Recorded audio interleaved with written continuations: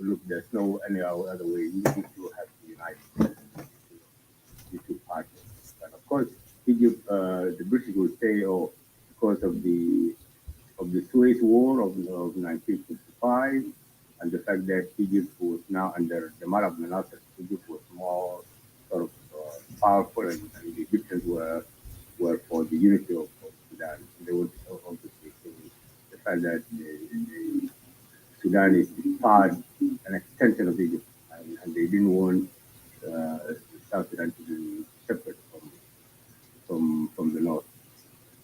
So, for a lot of young people, people like my father in 1965, who went to the police college, became one of the first police officers, they were really unhappy that suddenly they found themselves in one Sudan, and then things were moving so quickly. And then, obviously, the 1965 war ignited. So the Taurid incident ignited, and there was war. Now war started to happen, and rebellion. So now, South Sudanese have rebelled. We were the first rebel movement in the whole of Africa, 1965. But before that, we shouldn't forget the first military near coup to happen in Africa, also happened in Sudan. And that was led by some South Sudanese officers, but who grew up in the north, people like Ali Abdel Latif and Abdel Qadir Al Mas. So these were ex-slave officers who were in the Egyptian army, and they decided now to take over the whole of Sudan, and they wanted to sort of chase away the British and so on. These were officers. So that was in 1924, something called a Lual Abiyad, the White League. That was also something so unique, in the sense that these were, in essence, South Sudanese officers. Of course, officers of South Sudanese origin, anyway. But they were still proud. Ali Abdul Latif will say point blank that he is a South Sudanese. There's no any doubt about it. So you have our officers who rebelled in 1934, as bad as 1934. And that, in a way, shows we were making extremely mark in the history of Sudan. The Sudanese today will celebrate the 1934 rebellion. It's not rebellion as such, but the challenge to the British authorities, led by Sudanese. But of course, if you ask yourself, the Sudanese were actually of South Sudanese origin. But of course, people say, oh, that was the chance now. Northerners were telling the British, look now, you made these guys officers. Look what they have done to you now. They have turned against you. Of course, this is the local politics again. So history is littered with a lot of local politics and local group interests and so on. So we can never deny that. Yeah. So if we come to the 60s, of course, the South Sudanese movement started to build itself, and it started to become more powerful. You have people like Ali Guattara, you have all these heroes that we've heard about, and the thing is that we're not celebrating them enough in our country now. These people don't talk about them enough. We should be talking about them. They should be our people that we aspire to. Not these new politicians who want to create conflict between communities, who rise up by saying, oh, those guys are bad guys, and those guys are bad guys, and so on. In those days, you have young people from all different communities of South Sudan who were struggling for the better life for our people. So you have Ali Guattara, you have Father Katrina, who was killed by the Ugandan forces, that he was one of the originator of the South Sudan movement, and I think he should be honored more than the way he's being honored now. We have Joseph Odoho. So our history is littered or full of people who have actually struggled for our country, and these are our heroes. But if you ask yourself today, do a lot of young people know about these guys? Very little. Okay, a lot of people now are just filled up with all this negativity that, oh, you, this group are this, that group are that, and people are divided into tribal groups. Of course, you are all part of our tribe, but again, it cannot be used as a means of dividing ourselves. All these tribes have been coexisting together for centuries. Why is it this new concept of a nation is making us just be divided like the way we are divided now? But of course, these are generated by very smart people who just want to create problems, and they want to rise up that way. Okay, but now going back to the 60s, of course, the 60s people struggled against the North, and it culminated in something called the Roundtable Conference, where Southerners and Northern Sudanese were able to sit on a table in presence of African countries, in presence of the UN and so on, and they articulated for the first time. South Sudan was able to articulate its position clearly that we want to decide our fate. We have to have self-determination for the South. Whether we choose unity, that is up to us. Whether we choose federalism, that's up to us. Whether we choose the dependent, Sudanese state, that's decided up to us. For the first time, of course, all these new ideas were introduced, and people for the first time were listening to the aspiration of South Sudanese. Yeah. So our story is not it's not only about oppression, but it's about aspiration. We were aspiring to reach to rule ourselves. Yeah. So and of course the 60s culminated into the Addis Ababa Agreement, which was an excellent agreement, but because the North was not very keen on keeping that agreement, and they thought Southern, the North, not all Northern. I mean, when we say North, we're basically talking about the ruling elite represented by people like Nimeri. And those were not interested they were afraid of their South is going to be powerful, and that's why they destroyed the Dissolve Agreement. Now, of course, the destruction of the Dissolve Agreement led to the rise of the SPLA, and the rest is history. For the first time, we had a movement led by highly intellectual people like Dr. John Durham, and that led to our history now. So where we are now, we have an independent state, even though like Emmanuel Tembe will say we are in a board, but it's a bit rocky. يعني مركب ده لجلج شوية فعلا our مركب is لجلج, but we are reaching somewhere. Okay, so basically what I feel to you guys is that given all the problems that we have, there are better days coming. You see, people will rise above all this ethnic divide, and we shouldn't also forget that this is a universal movement now. Ethnic nationalism is a big thing now. Everyone is talking about the ethnicity.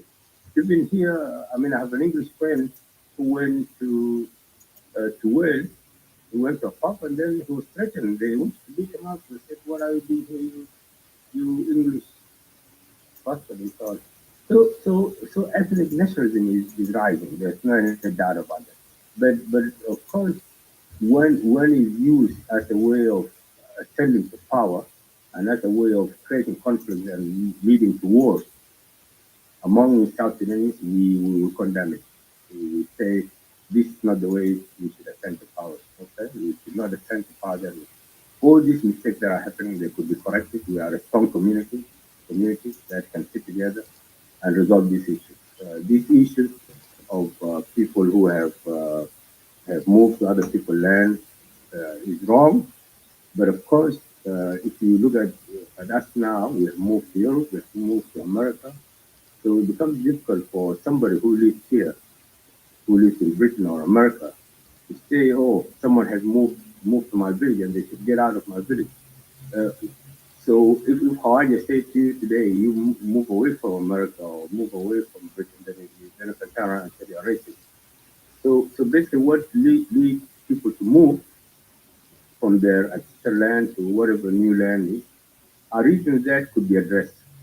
And I'm sure if the government in South Sudan can think outside the box and address these issues, a lot of these communities will move back to and whatever that is generating this anger, it could be reduced, because of course this is just tribal anger, and it's not nice really for instance areas where there's farming or people who cattle to move in, and the cattle he destroys he the farm produce of these of the local farmers. That is completely wrong. I mean, even in our villages, if cattle move into farm and eat some of the the the, the plants that have been planted, it leads to problems. And and I remember my father used to say, when they were younger, if they do that, they're beaten. So you'll be beaten by the guy who owned the farm, and when your father hears that as well, your father will beat you as well. So that means you're punished twice, and that obviously was sending a very strong message. So, and that is what we are feeling to a lot of people. Look, what is happening now in South Sudan, there is just absence of the strong government. That's why people in Gumbe, for instance, they were fighting over small things. People were killing themselves over small things. But that was a lack of government. There's no government that was present. There's no action that are taken. And if you look at it, nobody intends to sort of subjugate other group or move to someone's village or control it. I mean, I think people don't think that they're cynical. But this should all be resolved. They should not be used as a means of dividing us. These are social ills. Like when we move to the West, we move for good reasons. We have a lot of us are refugees, but of course, some politicians are using it as a way of gaining votes from the locals. Like, our country are full of immigrants and foreigners and so on. So, but in South Sudan, we shouldn't use that. Even though here people are condemned for using politics down there, but also in South Sudan, I think we should arise above this. If people condemn the government, they should condemn the government for the sake of government, but they do not need to use whatever reasons to create conflict between groups and people, communities.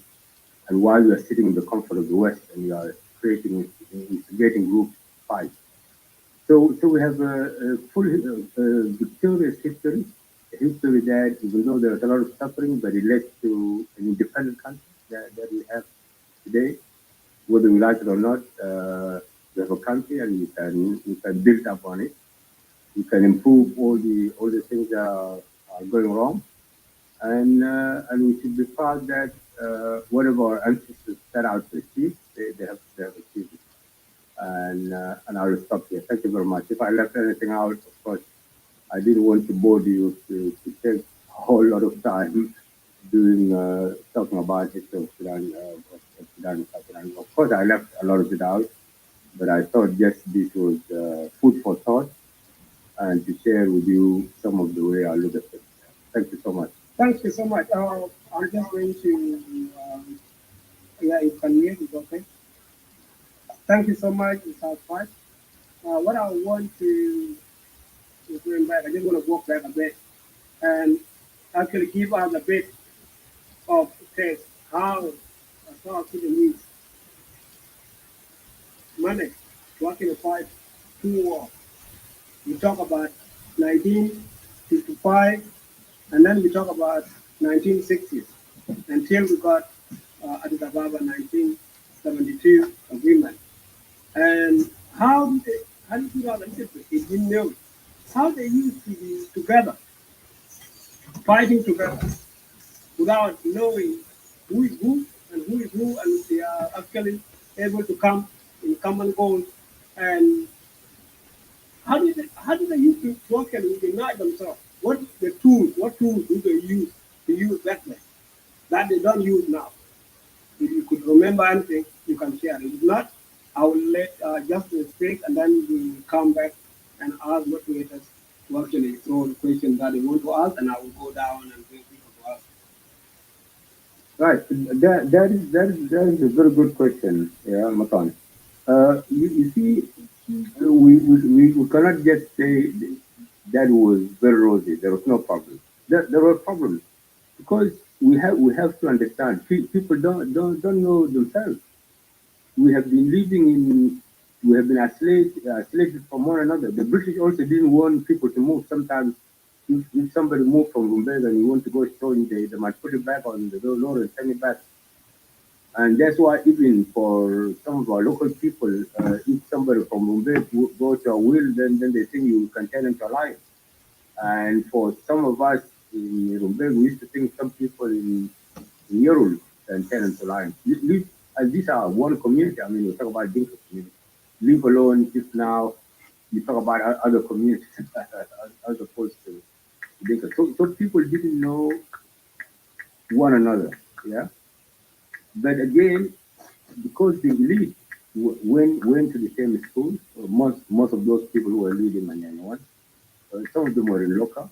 I mean, my late father was in local with some of his friends that he knew from local. It happened that they joined, they were the movement as well. So people are familiar with one another. These were people who grew up together, who went to the same school.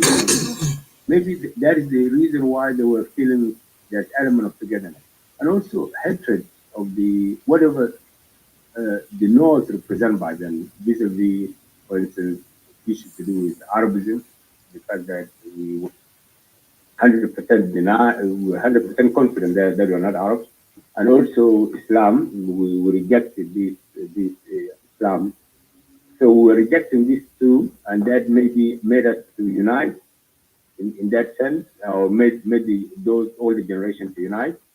And also, don't forget, these people are also coming from rural background. A lot of them were very traditional, and they were very sort of they were trained in the justice of the typical African villages and African tribal system. And most of them can tell the truth.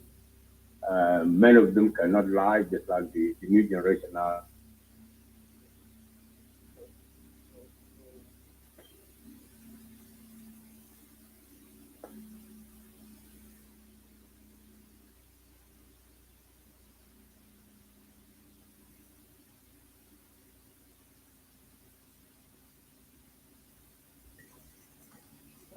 Sorry, guys, I had a phone call. Yeah, hello. Yes, you can. But are you hearing me? Yeah. Are you hearing me? Yes, we are. Guys, are you hearing me? Yes. All right. Yeah. So and those guys, regardless of all the situations that they were in, they were able to unite. Of course, there are some tribal issues. Some people didn't get along with other people, but nevertheless, the fact that we had a common enemy always put us back together. And as Uncle Lago used to say, he comes from the smallest tribe in South Sudan and has been elected to lead South Sudan. That shows Southerners are not really tribal people. They are not tribalists in that sense. Yeah. So we can look at that from different angles. Yeah, but of course now a lot of negativity that people, and also don't forget the last struggle, the aesthetic struggle was really broad. Because there was a lot of conflict, there was a lot of misunderstanding from the leaders, and part of it we are losing the legacy of that. Yeah.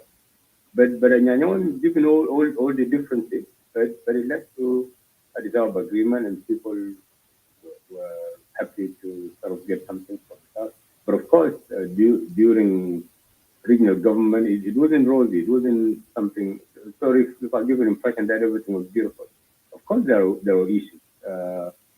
For instance, during after a dissolve agreement, the administration, the successive government that were in Juba, there were littered with problems. There were a lot of tribalism, allegations of tribal groups and so on. But we always say, look, this is happening everywhere in Africa. So maybe South Sudan is more sort of unique. We are aspiring for something better, and that's why people feel really frustrated. But if you look at the rest of Africa, but it doesn't lead to fighting.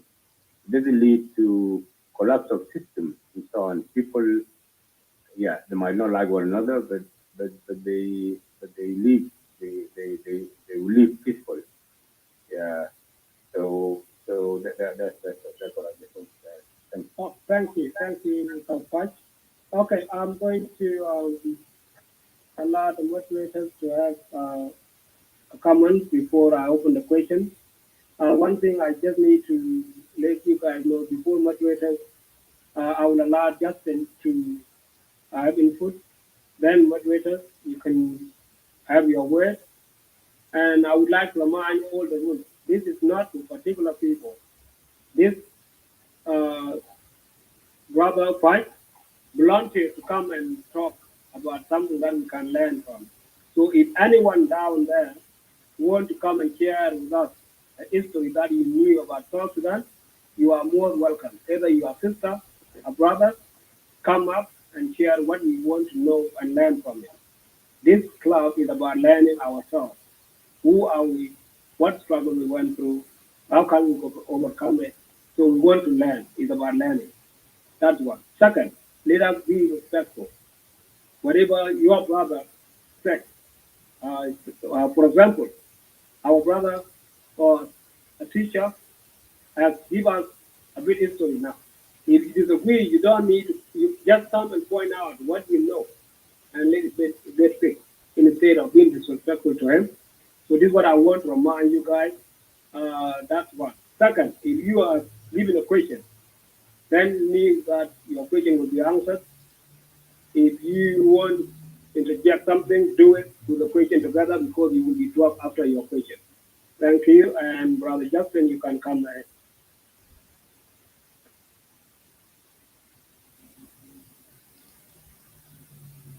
Hi, Brother Matan. Can you hear me? Yes. Yes. Okay. Hi. Good evening, everybody. Thank you again for this invite, Matan, and the group. I want to also thank my brother Martin for very elaborate and chronological coverage of the political genesis or the crisis of the Sudan, which eventually led to an independent South. I'll try and be as brief as possible so we don't bore everybody. But history is something that is very profound in any evolution of any people. There's an American historian called John Henry Clark once said that the relationship between a mother and a newborn infant, a newborn baby, is just like the relationship between a people and their history. So when Genovine today are looking for solutions, the solutions actually lie in their history and in other people's histories and other people's experiences. So the Sudan, obviously, as we all know, I must also declare I'm not a historian, but I'm an enthusiastic political follower, and we've done our small political activities, Martin and I, and others as well. And we were born in this crisis and we've lived in this crisis, so really it becomes second nature. So we try our level best to try and understand where our people came from and what the issues are and what does history teach us. So when we look at history, obviously we all know about colonialism. The Sudan was what used to be called one of the creme de la creme of the British Empire.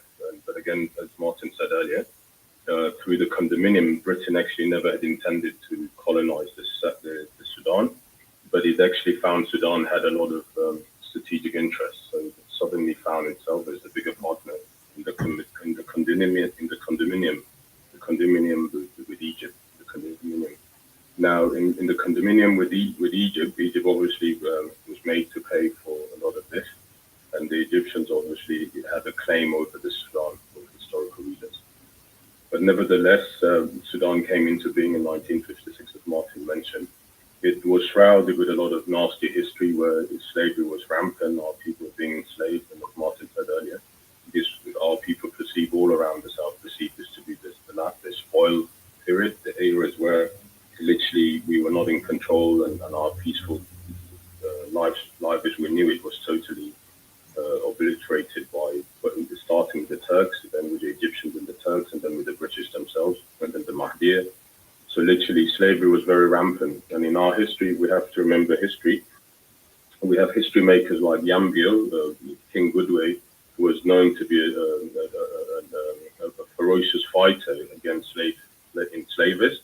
He actually fought against slavery. Somebody called Boliol, who was also from where Matan comes from, in a will, was very much a mover in wanting to fight and give South Sudanese their rights. Equally, Paula Rob, who's the paramount chief of ABA, was also somebody we can note in history. The likes of Wunding as well did his part. So there's a lot of history makers in our country from all our communities. Now, the resistance against these external forces was literally waged by everybody from the Murle to the Zandes, to the Moro, to the Chuluk, who were literally at the front of the extreme north, with the Dinkas and others in the north. They waged wars against these external aggressive forces. And so, as far as the Sudan is concerned, we really gave everybody a hard time in order to protect our people, and all being contributed to that fact. Now, when we come to the modern Sudan, as we know it, the nation state in Africa is an alien construct imposed on us by the Brits and the French and all these colonial elements, the Portuguese and others.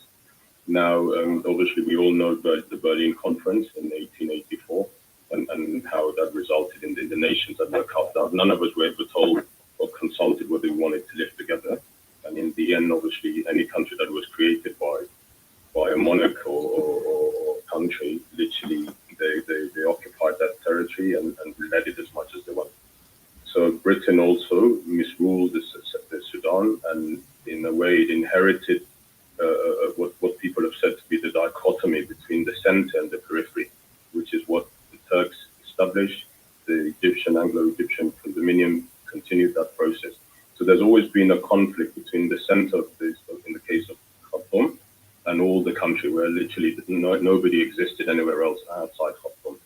And literally Khartoum took everywhere as a potential looting territory to loot ivory, which was there, slaves as before, as Martin said. So there's a whole nasty history in terms of what we know to have been the Sudan. And as Martin also said, South Sudanese and indigenous Africans always felt aggrieved and felt like second-class citizens in their own country. And again, we felt when the British left and they were forced out by everybody, that the North Sudanese started to behave like a new colonizer.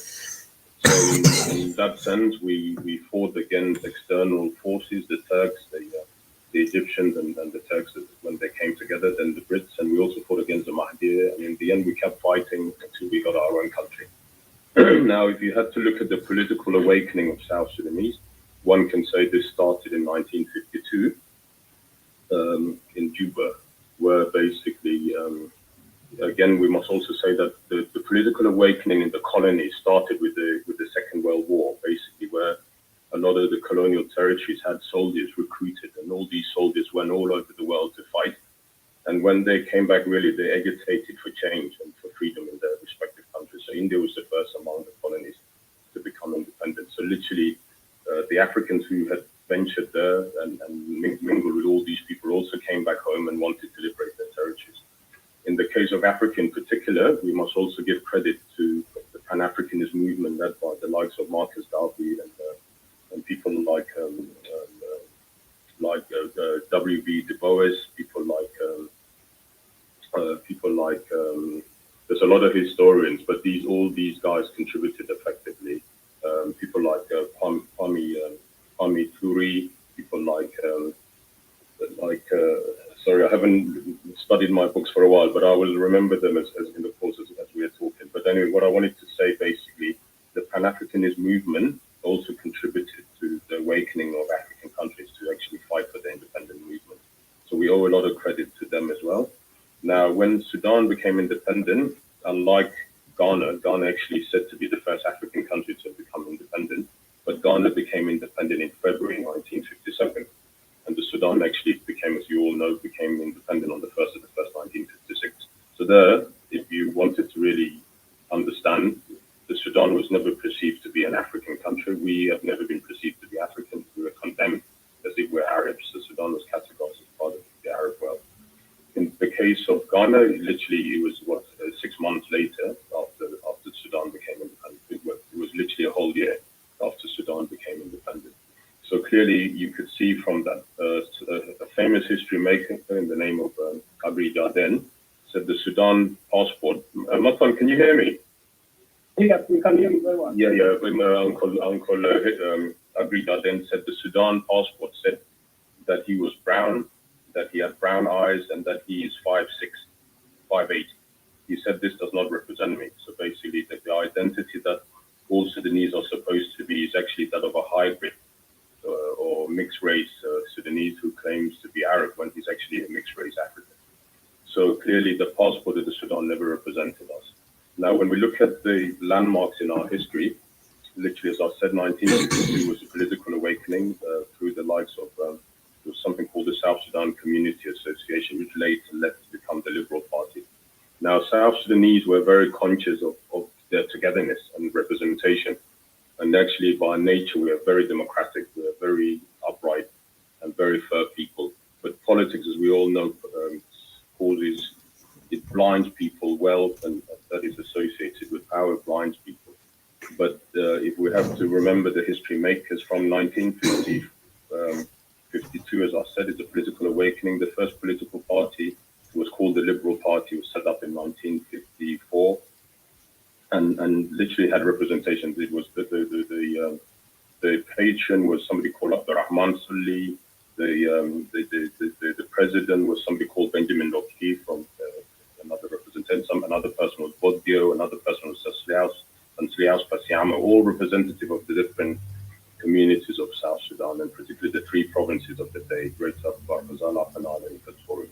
So they were very well represented in those political parties. The same culture was again repeated with the formation of the Southern Front, which was the main resistance movement or the political party that represented all Southerners inside the Sudan, while outside we had Sano, which later became a political party and had other factions within the Sudan. But what I wanted to say is that they were very representative of all the people. The Southern Front in particular, as a political party, literally recruited all Southerners, and they were all represented across the board. So when we talk of political awakening, we started off on a good foot, like all of Africa, when people moved to liberate their territories, and they were united irrespective of their tribal communities. You might asked quite a few minutes ago, how come we were united then and we're not united now? As Martin rightly said, there were schools that united our people together, but then the political sense of consciousness of our people also, they saw that why are we not like the Kenyans who are fighting for their rights, like the Ugandans, Tanzanians, like the Nigerians.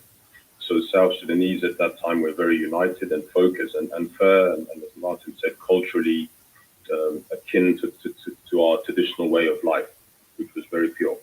Now, as part of that whole genesis, and to show that the modern South Sudanese man can preserve that culture, that sense of identity, that sense of pride, and sense of nobility.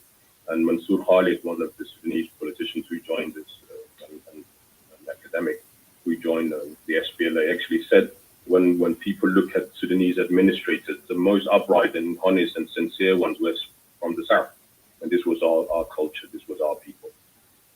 Now, when we look at the landmark of our struggle, obviously we registered before independence that we had a grievance with these people, because the British, again, as you all know, created a system where they developed the North, and there was like a disparity of 50 years or even 70 years in terms of how they educated the North, how they favored the North compared to what they did in the South. Schools, the very first schools were literally built 40, 50 years after they started them in the North.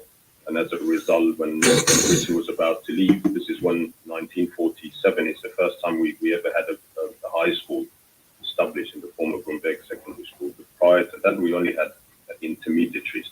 Many of our leading South Sudanese, like Agri Darden, had to go and study abroad. Other people had to literally do other courses, become administrators or become policemen or join the army in order to get a higher education. Yeah. So basically, when the political parties were established, the Liberal Party was established, as I said, in 1954. They registered, and this is an important historical factor, in 1958, when the North promised us that come independent, we will give you a federal status. When they failed to honor that commitment, in 1958, all our parliamentarians walked out of parliament, and were led by, as Martin said earlier, somebody very important to us, Father Seterino Uhuru, who literally said, and he told told the Arabs that if you guys have refused for a peaceful resolution to our crisis, then we shall take up the gun. We shall go and fight for our people. And he literally did that. And he led the movement in many ways until he was accidentally killed or intentionally killed by the Ugandans. So basically, that's a landmark as far as our struggle is concerned. Somebody who's also a history maker, somebody called Daniel Jumo, who in 1952, when Ashari was about to come to Juba, he told people in Juba that if Azari comes here and tells us that Sudan is going to unite with Egypt, I will walk out of this meeting, you guys follow me. And basically he and somebody called Marco Rumo were the agitators of the 1955 struggle, in the sense that they expressed and literally mobilized students and sent telegrams to encourage Salvinists to actually rise up. So these are history makers, Marco Romo and Daniel Jumo. And they were agitators. They even later joined the history makers, as we know them.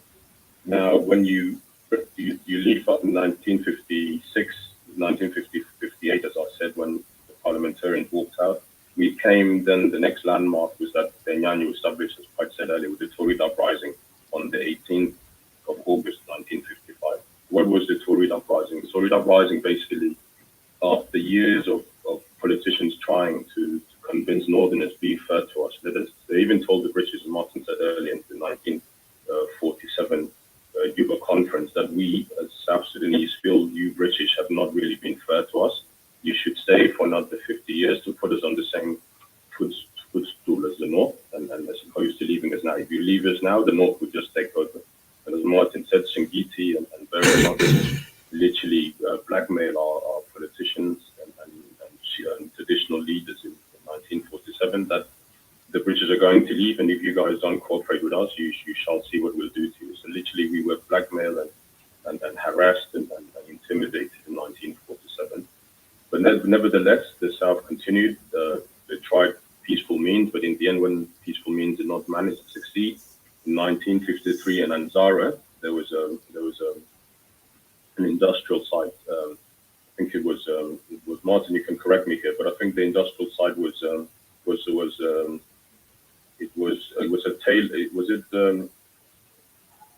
was an industrial site in Anzara in 1953, and basically the trade union, the workers there protested that they were not being paid, they were being discriminated because, and I think we should pinpoint this. When the British were about to leave, there was a program called Sudanization. The Sudanization basically is that the Sudanese would take over from the Brits. And when the Sudanese took over, there was probably 806 posts to be filled, and literally all 800 were filled by North Sudanese Arabs, and only 6 and maybe 10 at the most were given to indigenous indigenous Africans, and the South only got 6 positions. So basically, the South felt there was literally a takeover by the North, and we remembered vividly what Islam and what Arabization did to us and slavery.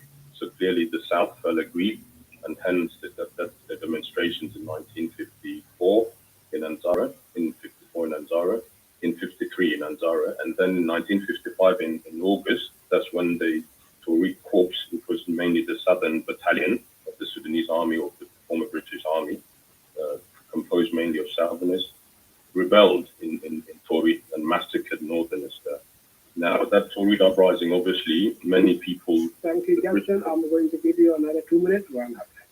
Okay, yeah. So the British actually did not give our people a chance, and as a result, a lot of the Tuareg mutineers who surrendered their arms were literally slaughtered, and the few that left, as Martin said, Safing, Ali Guatala, and others, started the backbone of the Nyanya movement. The Nyanya movement then continued from 55 to 72. Now, all the divisions that we saw in 72, and again, I wanted to say that South Sudanese by nature, and I said it earlier, are very democratic. So in all the genesis of our political awakening, we've always been representative. And again, this was exemplified even in the bush. We used to elect our leaders in the bush. Yes, we had divisions and power struggles among all our people, even people from the same tribe would fight over power.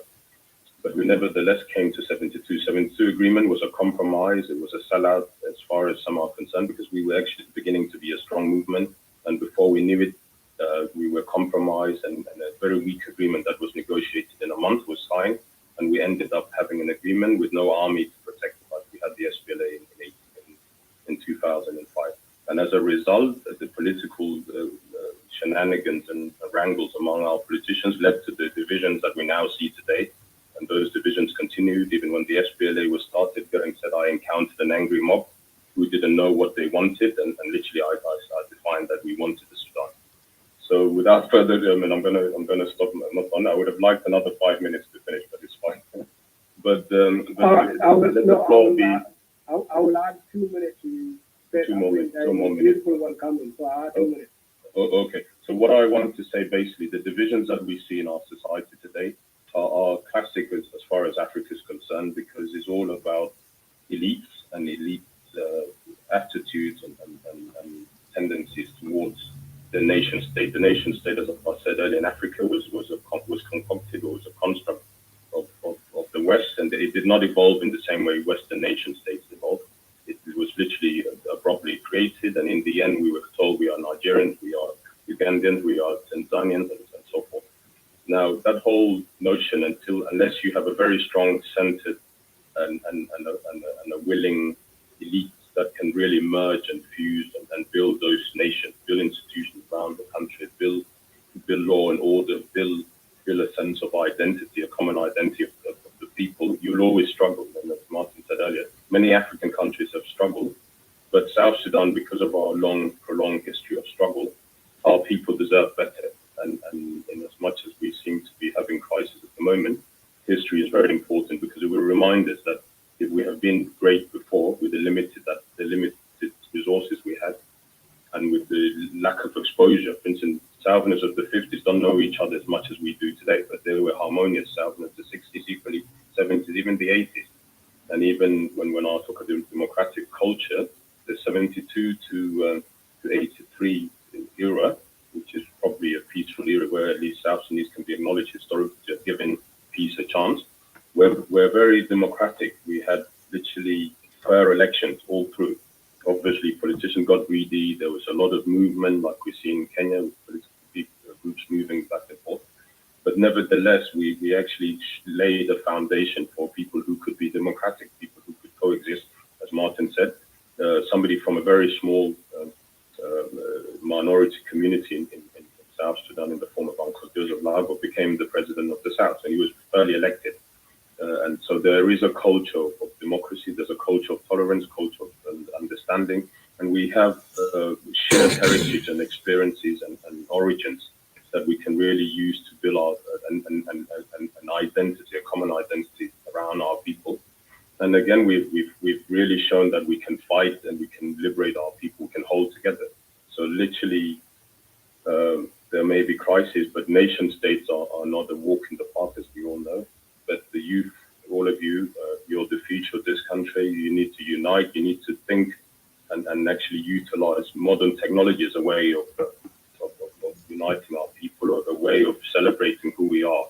I mean, I'm sure today we may know only about our own tribes or maybe the neighboring tribes, but we don't know the 64 tribes that are existing in the South. And we must really know and embrace them. And when we actually go in and look at them, the culture is one. Sheikh Hamdan Dog, a famous African historian, said there's a universal African culture from Cape Town to Cairo. Literally, the culture is one. So it wouldn't be difficult if we set up genuine political parties that represent all of us, if we deliver services to all our people, if there's fairness and equality and justice in the country, everybody can aspire to what they want to be and be who they want to be. The country is open for all of us. Years ago, just before the CPA was signed, we had a conference here in the UK, and we were saying, what can South Sudanese learn from the 72 to 83 era? And many of the elders who came said, as far as they were concerned, when they went to school, nobody discriminated them. They were all living together. They all shared each other. They all supported one another. People said, I would go to villages and I would be welcome like any of the sons, so I didn't know the language and so forth. So clearly there's a history of tolerance, a history of oneness, and we just have to find the magic ingredients and unite our people and move forward. So I thank you very much for this. Thank you so much. the session is 2 hours, so we left with about 40 minutes, exactly 40 minutes to finish up. So I don't want to cut those who would like to ask questions.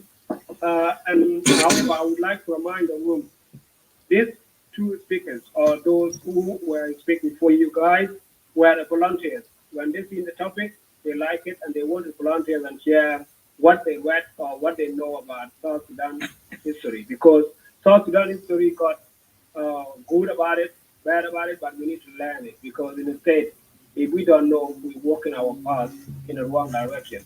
So if we start to know what has been done great and now why are we doing bad, then we could fix.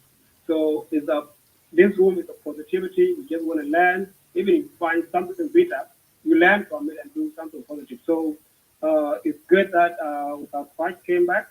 So I'm going to allow these two gentlemen to put their questions and interject, and then I'll move down and two others will come up.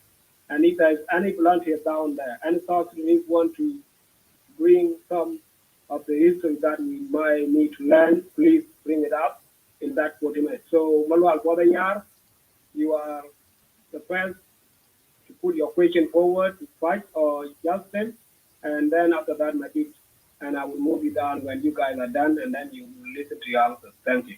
Malwal Bodanyar, take the floor. Yes, thank you. As soon you give me a question, somebody call me. All this time, nobody called. So thank you, Brother Martin, and thank you, Brother Justin. Somebody hear me? Yes, yes, we can hear you. Go ahead. Yes. I have a couple of questions here. So I'm South Sudanese, and everyone needs to know exactly what happened in South Sudan and how we end up in South Sudan like 64 tribes. My first question is that do we have some people were taken out of slavery, the slavery time? Do we have South Sudanese taken by white people? That's the first question. Second question, do we all South Sudanese came from North, or some of South Sudanese come from somewhere else? Because let's say we start from we have some people somewhere in Kosti, and even I witnessed some places in North where some South Sudanese special Dingo were there. Another question, where the Dingo came from? I'm sorry to go particular tribes, but I'm South Sudanese, and I might know where I'm came from. And another, which is the fourth question, do we have other Dinka people in other places we don't know and somebody know? And then I will stop there. I have too many questions, but I don't want to put a lot of them. Thank you. Thank you, Malwal Bodanyar. I hope they got your question. So let me confirm it before you go down. If they miss something, they can ask you. Without Faj, have you heard all the questions?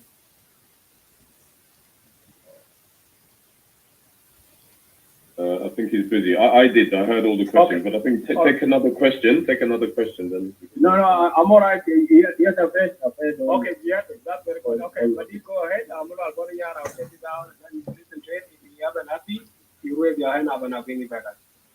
Okay, Madid, go ahead. Okay, thank you, Brother Modanyar and Brother Justin and also Patch.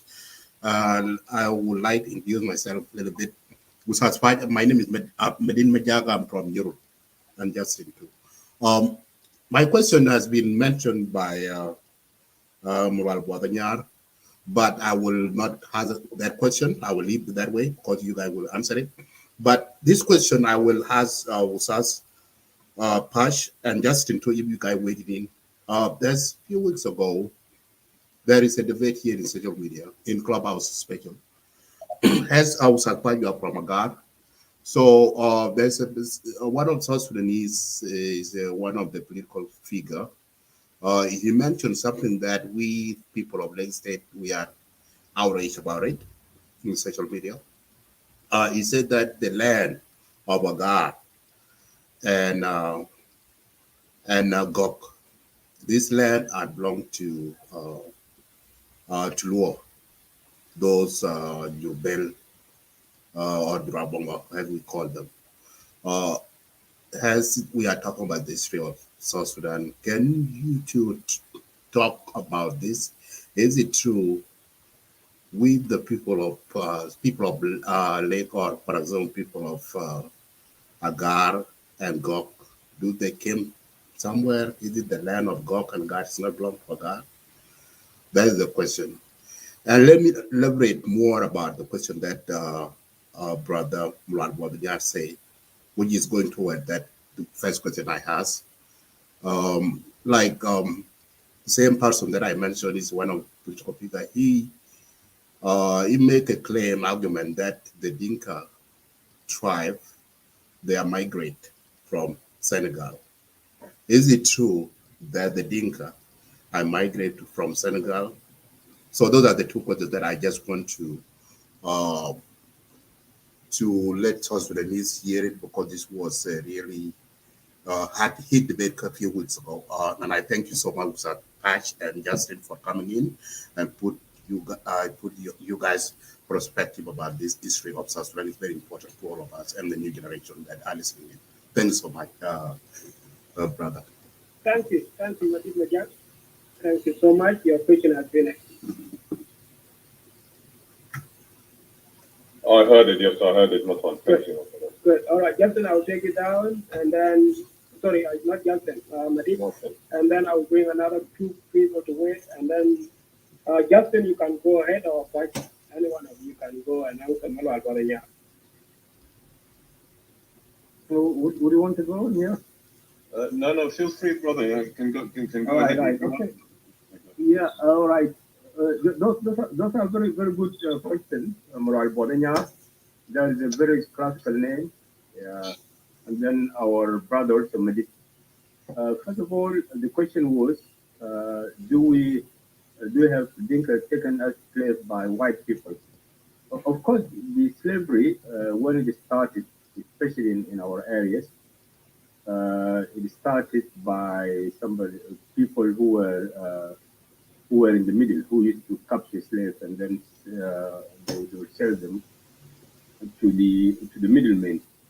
But our areas was more sort of exporting to the Middle East more than the Americas. But there are some I'm sure there are some of our people who reach America and so on. But basically you have people who were taken as slaves as far as Northern Sudan, and people who were taken as slaves in Arabia. I'll give an example of one of my aunts called Alamana Moborjo. She was taken as slave, but she was so lucky that when she reached Khartoum, then that was the time when the slaves were being sent home and they were being sent back. But interesting enough, there is a Gog guy who wrote a book. It's called Macharakiti. He was brought as a slave to Egypt in 18 something, and he was lucky enough that he was a very clever young guy, and some British took interest in him, and he brought him here, and actually he became a priest, and he was living here. He took a picture with God in a bed, God in a pie, God in a Yom, who translated the Bible into Dinka. He came here in the 1940s, and they had a very classical picture that they put together. Macharakiti by then was in his 80s. Sadly enough, there's a village called after him, by the way, in England here. But he died without having a child. But he was married to an English woman, and he was a famous priest. So basically, that is also an example of a Dinka who was taken as a slave. So there's no way around it. We were all taken as slaves. But of course, the slavery devastated. The area that is devastated very much is actually the western Barbaza. For instance, the Bungo tribe was a big tribe, but it was hit very much by slavery and so on. Yeah, but it has hit us all. It has a big impact on all the southern tribes, and that's why southerners were very, very angry with the fact that they unity with the north, because they saw northerners as the intermediary, the middle group. So there was a notorious slave trader called Zubair Basha. First, he used to capture slaves and then sell them to the market. And Zubair Basha is the northern Sudanese from Dungula, and one of the ironies, there are still roads that are called after Zubair Basha in Khartoum. There's a famous road called Shara Zubair Basha. And that's one thing that Southern Sudanese used to get so angry. But of course, it was never addressed. So Zubair Basha was still a hero to some of our brothers in the north. Now, the other question is that do you all come from the north? Of course, a lot of evidence says that the most of the Nilotic people came from the north, and that includes when you talk about Nilotic, that by the way, it includes even Bari and so on.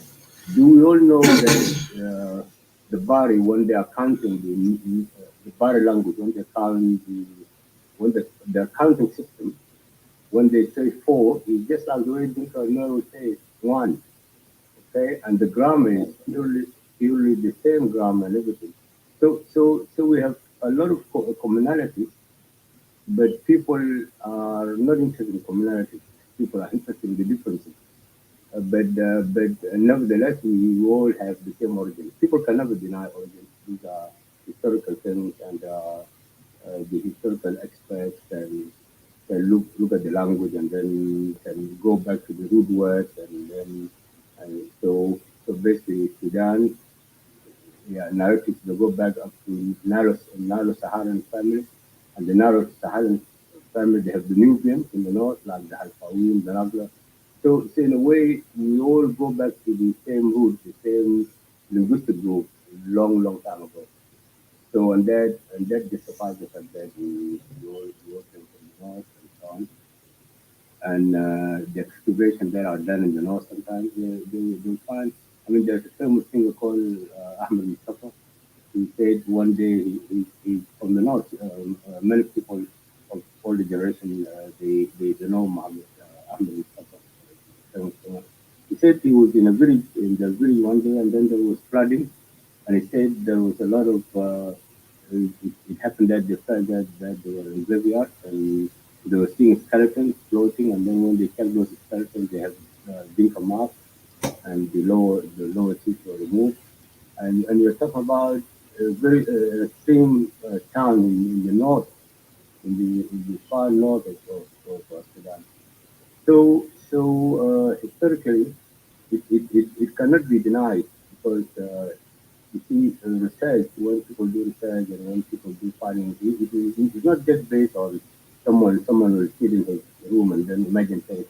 The imagination has to actually to be grounded on theories and to be grounded on facts and so on. So this is not our imagination. Yeah. So the original homeland of the narrative, obviously, a lot of people say the original homeland of narrative is Central Sudan, around the Jazeera area. Okay.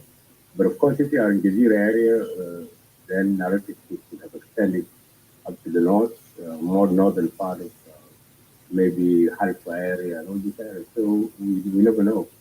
But of course, even in the local Sudanese history, people talk about Kharabtoba, they said the Dinkas and Nuer and the children are there, they were part of the Kharabtoba.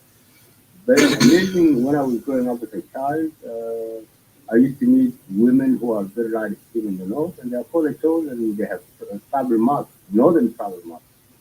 And when I used to ask them, I said, how come your grandmother's Polachos? They said, oh, these are our ladies, and so forth. So, and of course, one of the famous names is called a Jack. A Jack is a famous name in the whole of Sudan. You find a lot of people with the name of Jack. But a Jack, the origin of this family, they are either Chiluk or Dinka. So Dinkas are the ones who name a Jack or Chiluk or Jack. And you find a lot of families with a Jack. Yeah.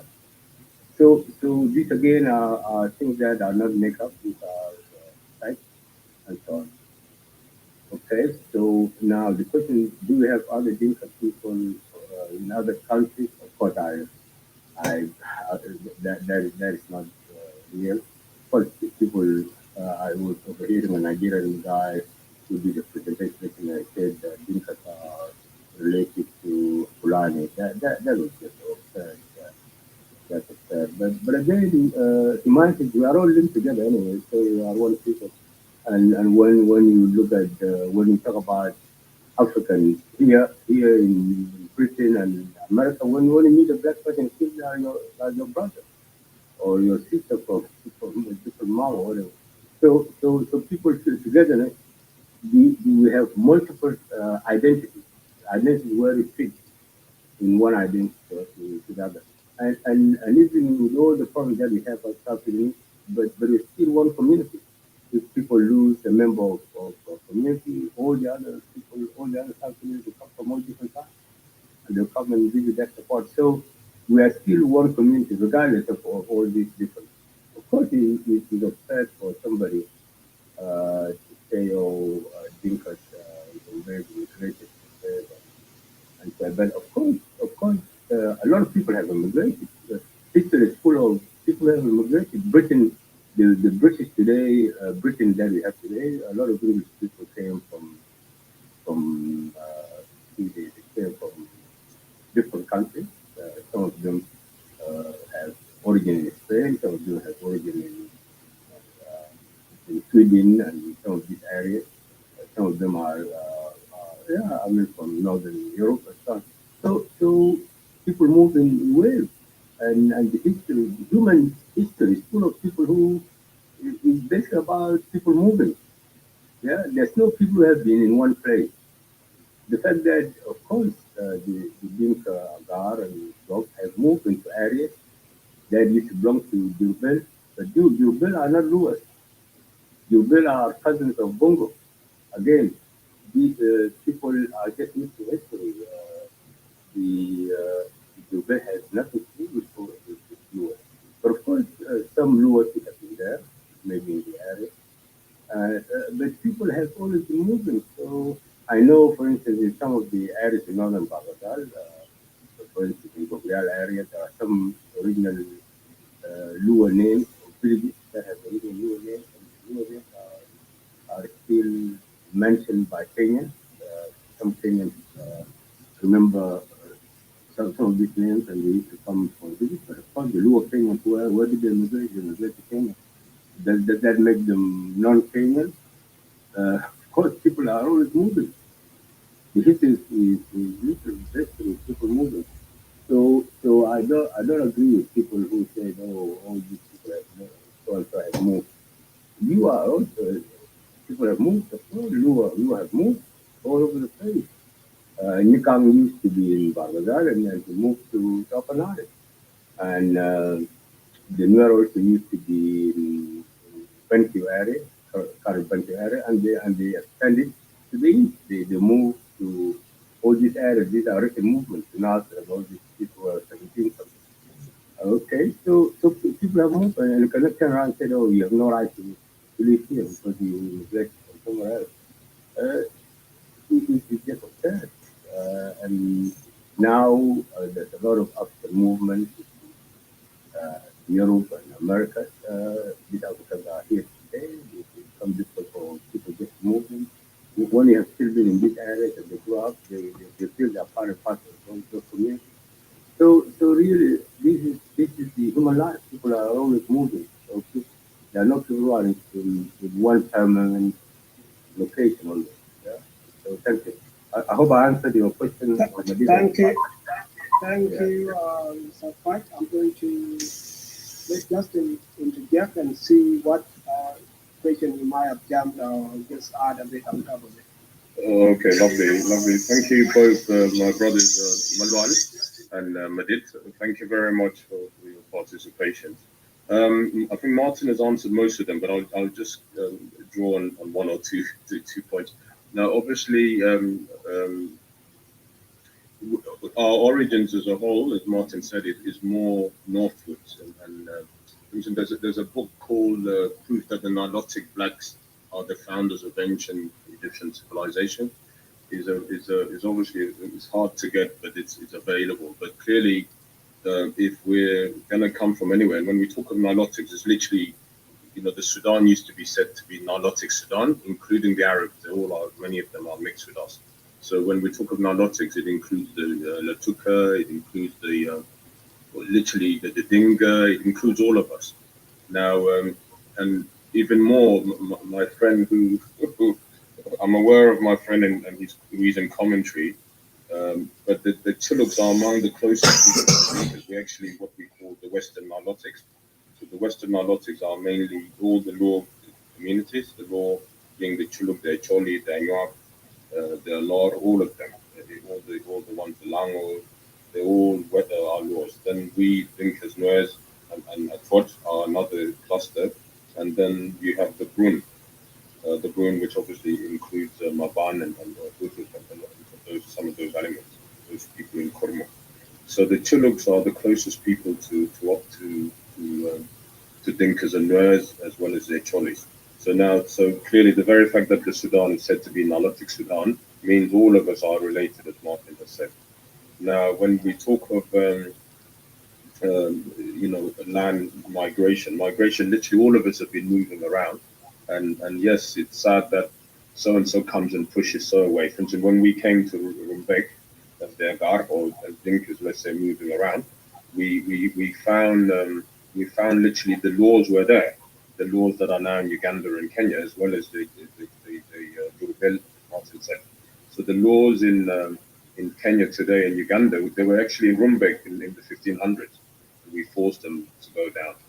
But as Africans, normally when you take a certain land, you always coexist with whoever's there. It's not as if we're fighting for the land per se. It's just the grazing land that is what they want, people want. So I think that is what I wanted to say with reference to that. In terms of the Senegal notion, it's actually the Senegalese who left us, not us, not South Sudanese, having gone to Senegal. And somebody again, a Senegalese gentleman called Sheikh Anton Diop, when he did his research on the wolves, he actually traces these wolves to South Sudan, and they're even more related, akin to the Nuers than even the Dinka. So the Senegalese are more akin to. And if we're to take another theory that says that when we talk of Western Nilotics, that Dinkas, mainly Nuers and Chiluks, that the Nuers actually, in as much as they're closest people to the Dinka, they are one of the remnants of the laws. And if the Nuers are remnants of the laws, they're closer to the Chiluks than to the Dinkas. And obviously we all know that linguistically the Nuer language is closer to the Chiluk, is closer to Dinka, but the Chiluk language is closer to the Nuers than to the Dinka. So there's all these are, Martin said earlier, these are a lot of research that has been done and it has been proven with time. So the idea that all of us came from somewhere else. Now, when you say whether all of us came from the north, literally Africa was an open territory and everybody moved around. So many of the remnants of many of the communities in the south, some could have come recently somewhere there before we even moved southwards. So there's a strong possibility that the Sudani group, mainly the Moro, Mahdi, Bongo, and Yoruba, were actually there before us when we came to South Sudan. But the Nilotics communities, the Bari, and all the Bari speakers and the Tukas and everybody else, we all came much later. Okay, go ahead. Thank you, Marcel. It's great that we took the time to talk. I'm going to remind the room is 2 hours that is being scheduled on. However, I just want to let you guys know, moderator, thank you for coming back. I think you guys can do it as well. And this room is open to share and learn our history, who we are, what we did, and somehow. So I'm not going to spend a lot of time. I'm going to give you guys yield the mic back to those three of guys who just came up, though, James and John Michel. To have your question, John Michel maybe need to study because I know his patriot it might involve and have a feeling with the history of South Sudan. So it's, again, I'm reminding you, those of you who came up, either you are questioning or you want to share history with us, I'm really happy to have you out there. And then let me remind you guys, we got about, I would say 20 minutes to finish the room because the room was scheduled for 2 hours. However, those speakers who you just heard were volunteered to come and share with us. So don't look at it like they were selected and they just come because they want to lay out land. They want to share what they know, and that's what I expected from you. Come and share about our going, what we did, our thing that we might miss out, we did not do well. We're going to share that and move forward from there. We have to learn, we have to share, and that's what I'm going to tell you. So I'm going to start with Brother Dong, James, and then John Chan to question or interject or share the history with us.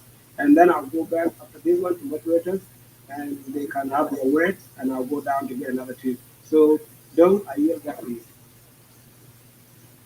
Yeah, good to, thanks for the opportunity, Matan. And it's good to see my uncles here, Uncle Taj and Uncle Ned. Um, I just wanted to, I just have a quick question for, and I just want them to elaborate on about the Nyanya One leadership and just a quick elaboration to explain to people how Agri Jaden was the first leader, and then Gordon Motard, and then how Lago became leader. Because a lot of the times on social media, I see people try to delete Gordon Motard from history and say that there was no Dinka contribution during the Nyanya One and all that. I keep hearing that. And then and it comes from the same people who complain that Dinka say that they dominate SPLA, but they at the same time they try to delete us from Nyanya One history. So if you could just explain how the leadership was it came from Agri Jardin and then to Mortad and then that's all I wanted. So that's your question. Thank you. All right. Okay. James, you're next. Hey, thank you very much, everyone, Moranya, and all those who are here, especially Justin and USTAZ. Pat, I want to say thank you very much because you guys have a knowledge and history, and yeah, everything that you guys say is blaring coming in my mind when I was a child sitting listening to my dad and my uncles talking about history and stuff like that.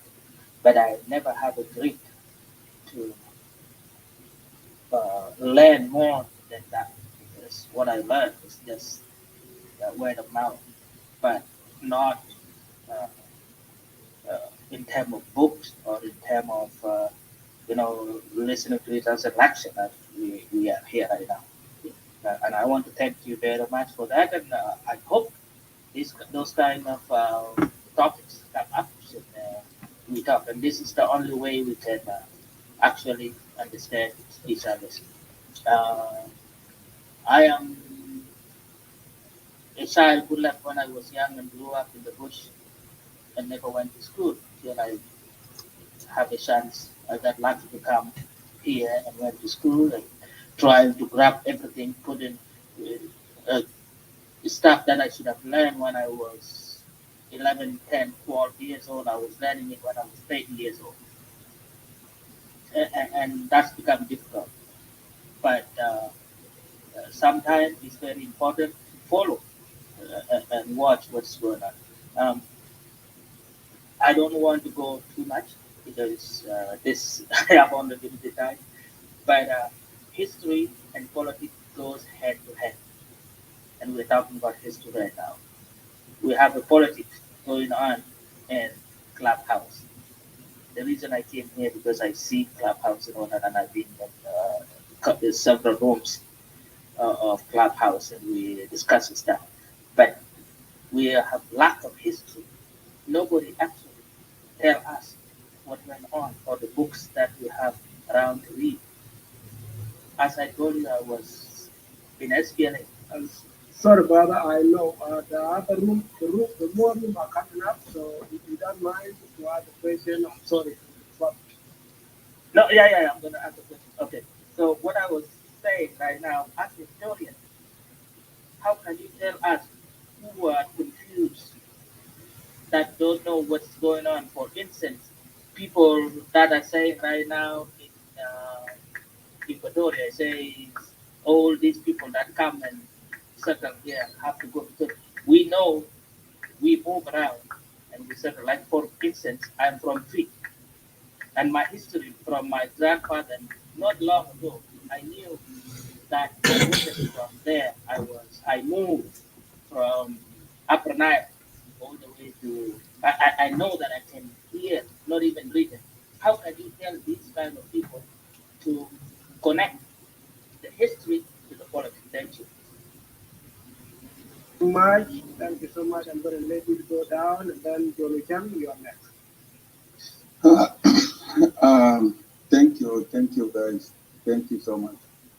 USTAZ Bonusa yani ana student of history. Umbadin, and I'm also a student of history. I love history so much, and I love also politics. Um, but in the end, I end up in the wrong field, in a field that I have been pushing also by knowledge. I end up in medicine. So, but history is one of them of my field. I love the history so much. So, you have said something about the coming of people uh, from Egypt and all of this. But based on the books that we were reading regarding the history of people who come from Egypt, include even people who live in Egypt and become even rulers of Egypt sometimes in the past. Mostly, it is actually the Nuer. Dinka are not so much sound in the history of Egypt. Nuer, Nuba, and the other Nilotic tribes. And when they were pushed by during the Ottoman Empire, they were pushed from Egypt toward the south, from the south of Egypt to Sudan. And after being in Sudan, in the north, people actually gather in a place today known as Sydney, which is the headquarters of Meru Kingdom.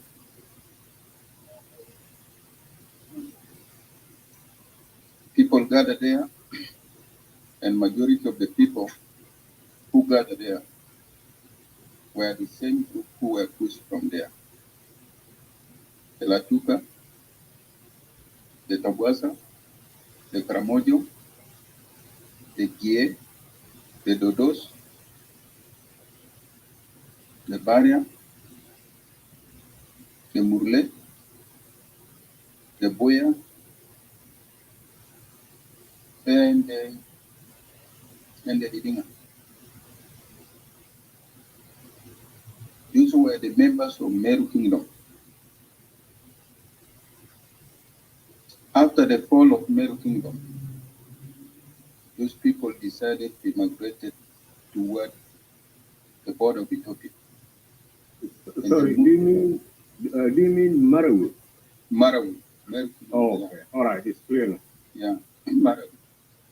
So then they decided to move through the border of Ethiopia, and they came and gathered in Lake Turkana. Lake Turkana, which is the place of today. And when they gathered there, they again started.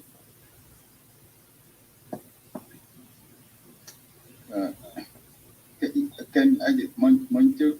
Your voice, please. Thank you. Montul. When you're young, actually mute yourself. Yeah. Thank you. Yeah, thank you. Thank you. They gathered Lake Turkana. After gathering in Lake Turkana, they started. The Maasai, the Pokot, decided to go east toward Nairobi. The word Nairobi came from the word Kol, a subsection of Latuka. Kol. Nakuru means Ahuru, means worm, caterpillar. It came from the word of Maasai and Pokot. And the Turkana end up in the northern part. And the Togwasa decided to go together with the Latuka. So the first people who left were the Bari. The Bari were people who have a lot of cows. But after they reached in Belena, in Juba, the thirsty fly finished all their cows. The area was too busy with the elephant forest. So their cows finished. And then the second people who followed them, the Latuka. The Latuka went and stayed where? In Latuke, the land of the Dinga today. That is the land of Latuka, called Latuke. Came from the word Latuka. It is called today Latuke. So I'm going there. I'm going there. I'm going there, brother. You got 1 minute to ask your question. I think if we are trying to discuss maybe the history of Denka alone, we would have just said, but if, yes, okay, if it is a history of, I will okay, invite you because what happened is I scheduled it for 2 hours, so uncle, I invited you and you came a bit late. I invited you actually earlier. okay, thank you. It's just because, okay, you are, I will take it like that. I will stop there, but I will ask the USTAZ. Yeah, I will invite you. USTAZ. Okay, let me finish by this word. USTAZ,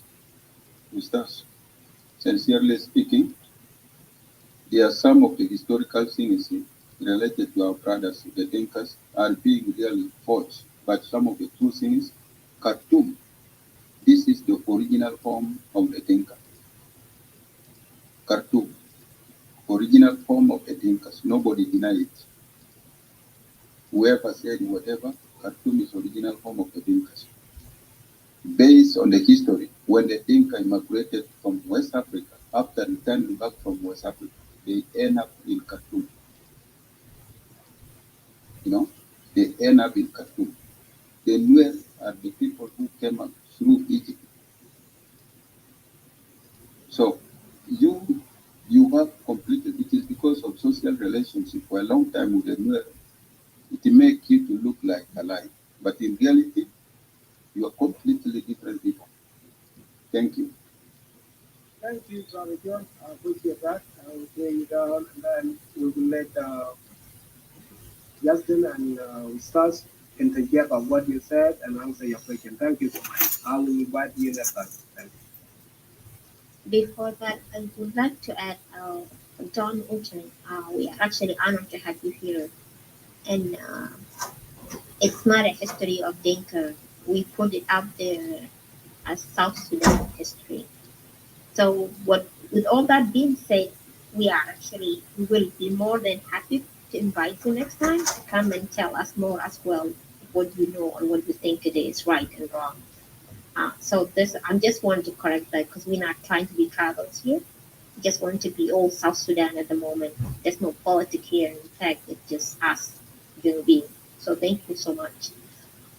Go ahead, Mondriel, and I don't even know who did you call next. Okay.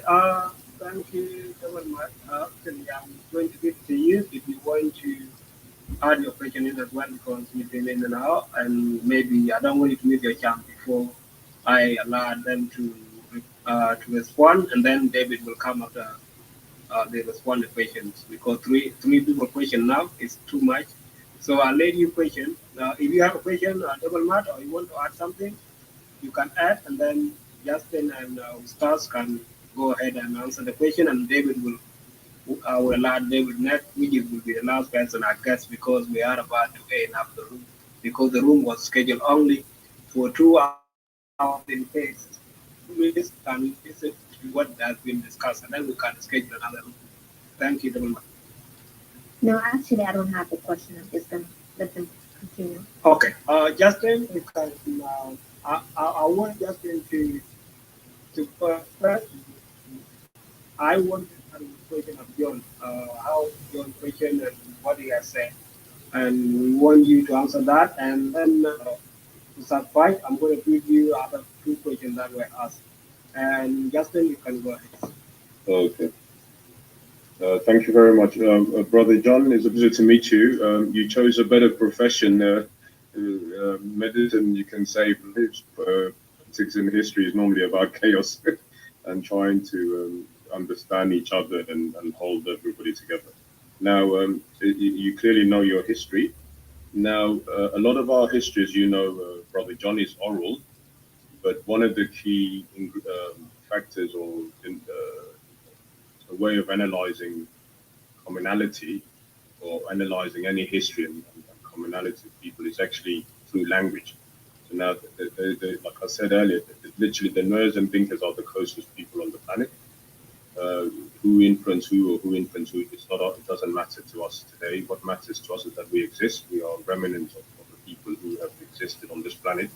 Actually, the Nuer and Dinka branch of the Nilotics, and their language, and again, these are white people trying to divide it, but the Nilotic language in itself, but obviously they take us and Nuers as they take Dinkas and Nuers as an example, are said to be one of the oldest or the oldest communities on the planet. Okay, so the language is very old. The people are very old in terms of originality or origins on the planet, and this has been proven through genetics. Now, obviously, it's to me this argument of who's who is like bull and yop. It doesn't serve a purpose in the sense that for instance, if we look at our history, and again we said earlier, history has an important relevance in terms of shaping our future and our togetherness, our coexistence, and the genes that runs in us that we must preserve. So now, if we look at the similarities between us, we're literally one people. So to me, what matters really is how we can make sure in the next 1,000 years that all the tribes of South Sudan will still be on this planet, will still be in that part of the world, that literally the struggle that we've waged, and our struggle actually against Arabization, Islamization is more than 1,000 years old. Even the kingdoms you speak of, the reason they fell is because of these encroachment by foreigners and other elements, including Islam, on our territories.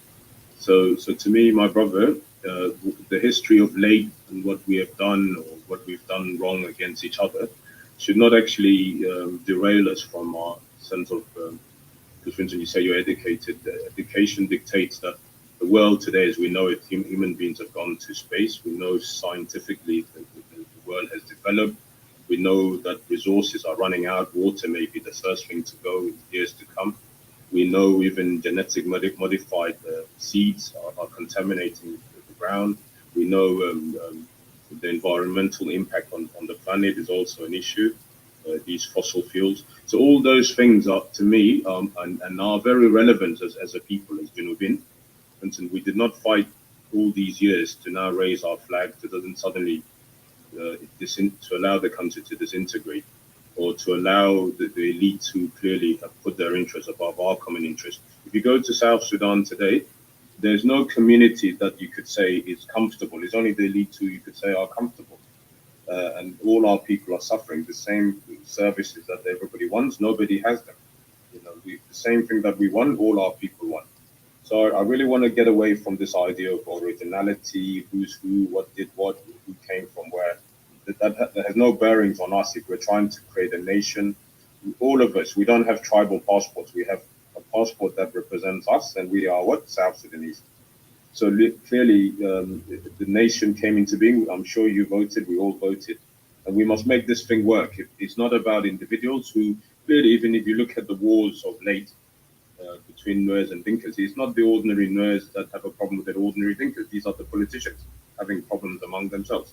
And equally, all wars around, the Choli and the Mahdi have coexisted for years. But today, if you go to their land because of politics, they're divided. Equally, all over the south, the Sundays is one people. Today, they are divided politically.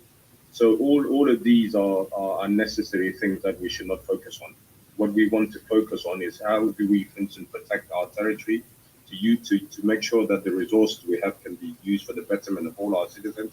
We can deliver services, we can improve their health, their food, their consumption, and their livelihoods. You know, if you and I know today, and I'm sure you've been in the south, you may even be in the south. Literally, our doors are open. Kenyans can come and do whatever they want. Ugandans can come and do whatever they want. We don't mind sharing with them, but they should not get the lion's share. For instance, I've heard of stories of Ethiopians going to burn mahogany. They burn mahogany as charcoal. You know, gold is collected by Indians. Somebody just comes in yesterday. They'll go to the villages and just bribe the communities and pick up gold. So those things are more important to me, my brother, than all these other issues. You know, the blood that runs in me and you is we're probably the closest people on the planet. So to me, there's no dispute on who's who, and we will never gain anything out of this. This is just one thing I wanted to say. Although it's interesting, because at the end of the day, if you look, for instance, if you look at the ancient pictures of, or if you look at the pyramids and even Wundeng's pyramid, you know, when Wundeng, there was a mount, that is nothing but a pyramid. See, so all these are we are connected with that whole region. Whether it's the Nuers alone, it doesn't matter. We are still one people. We're all related, and let's build a country. Let's unite our people. Let's give you know, give history the sense of credit it deserves, that we unite our people. That our blood has been in that territory for years. All our grandfathers' umbilical cords have been buried in that territory. So to me, that is more important. Your education, my education, our education. And like our brother John said earlier, he has been a victim, not John, our brother James, yeah, our brother James Gear. James Gear has been a victim of the war. He didn't get the education. I mean, I'm proud of you, my brother. You're still learning. There's no time limit for learning. You know, let us continue to learn. Nobody's ahead of you. Your dreams can still be achieved. Just keep fighting. And hopefully, we want to give opportunities to people like James.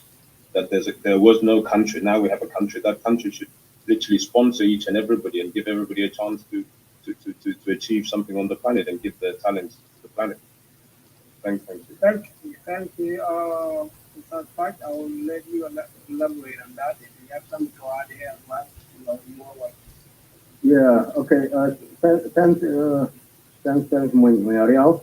Now, there are very interesting points that have been mentioned. One of them obviously mentioned by Dung. Thank you so much, Dung, for your contribution about all the analysis that were recently said regarding Agri Jardin, my late father, Gordon Mota, and Lago. Obviously, these people have played their history. Now, I have to warn everybody not to react to what other people have said. They said there are two types of people: somebody who will react to everything that somebody says, and somebody who would have their own path they are going, regardless of who says what. Yeah. So sometimes people are warned not to be derailed by someone else's message. Somebody might come up with this message because they have their own objective. They want to achieve certain things, but facts will remain facts. Yeah.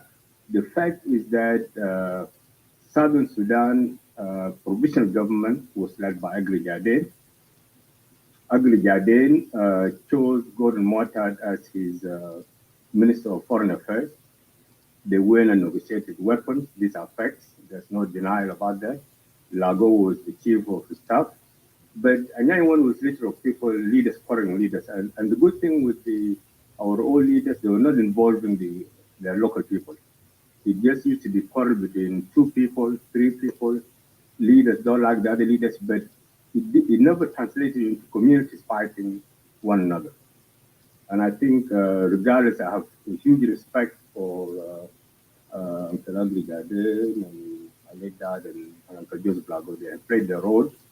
Whatever they have come up with, the SPLA picked it up because they were the originators, the people who who gave us the momentum, gave the SPLM the confidence to carry on with the war of liberation.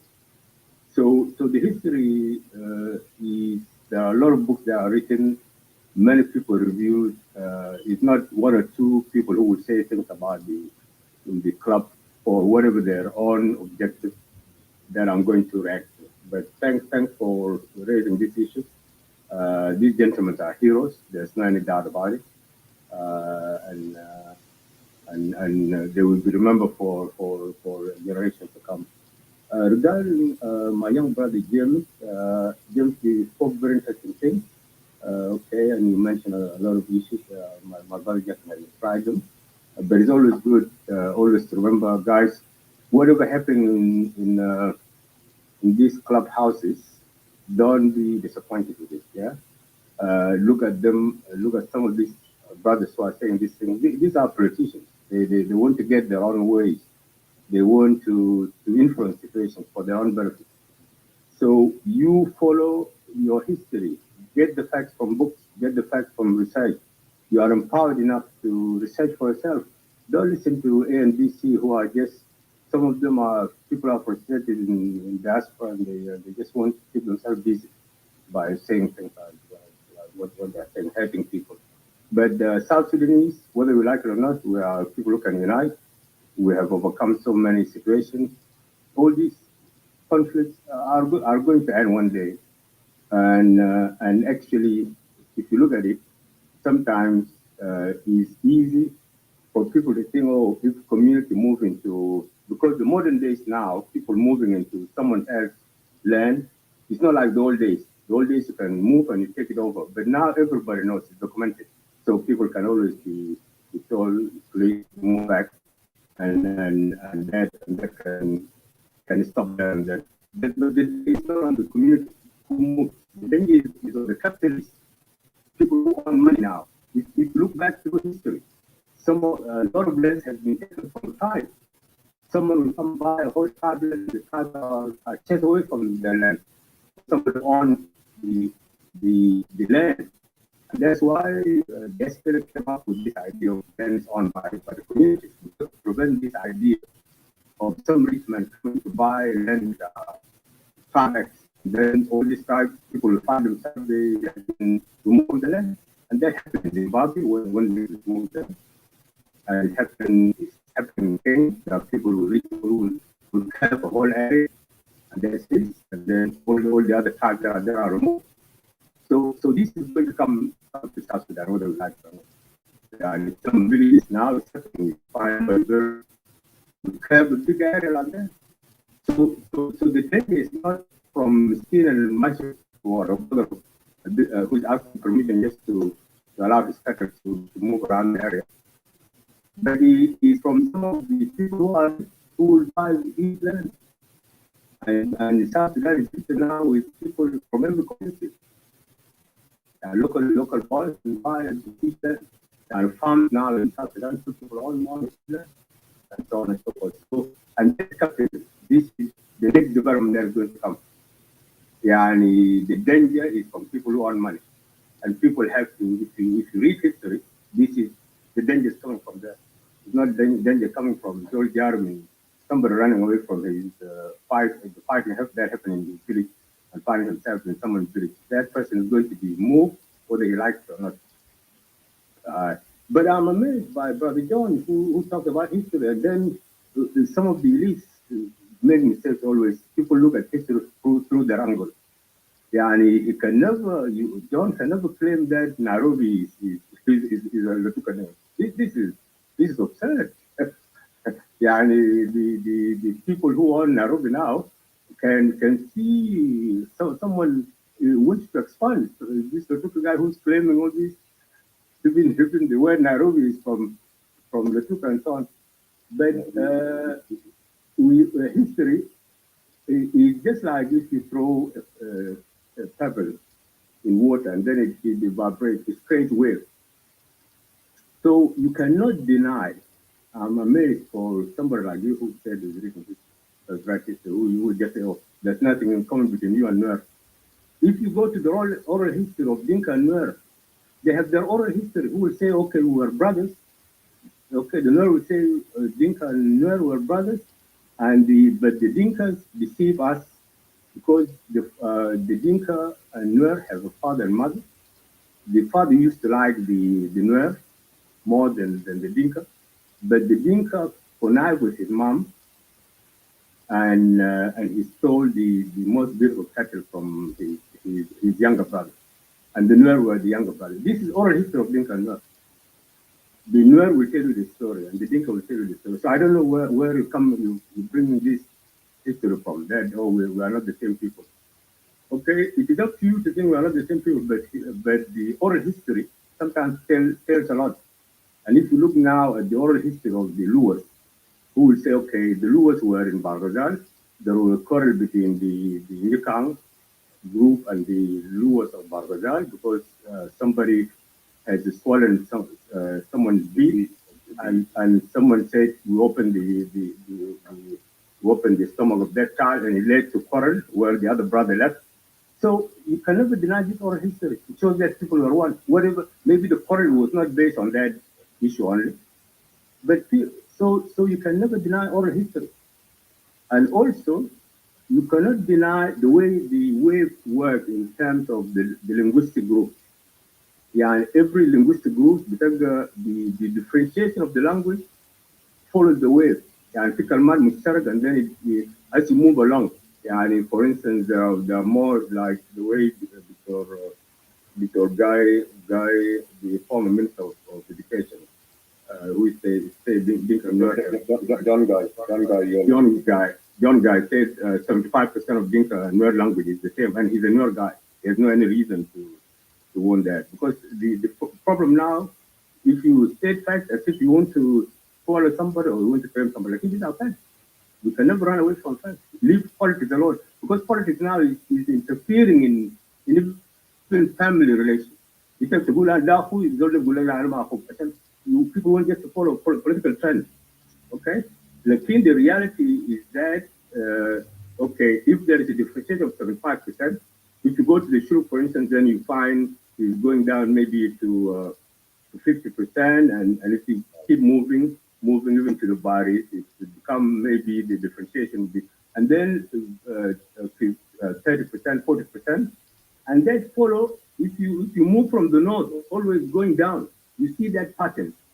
They waves with our water. You see the patterns going up until I took a land. Yeah. Okay. So these things are not created as from these are created from reality. They are not created from nothing, and nobody can claim someone's origin without facts. Okay.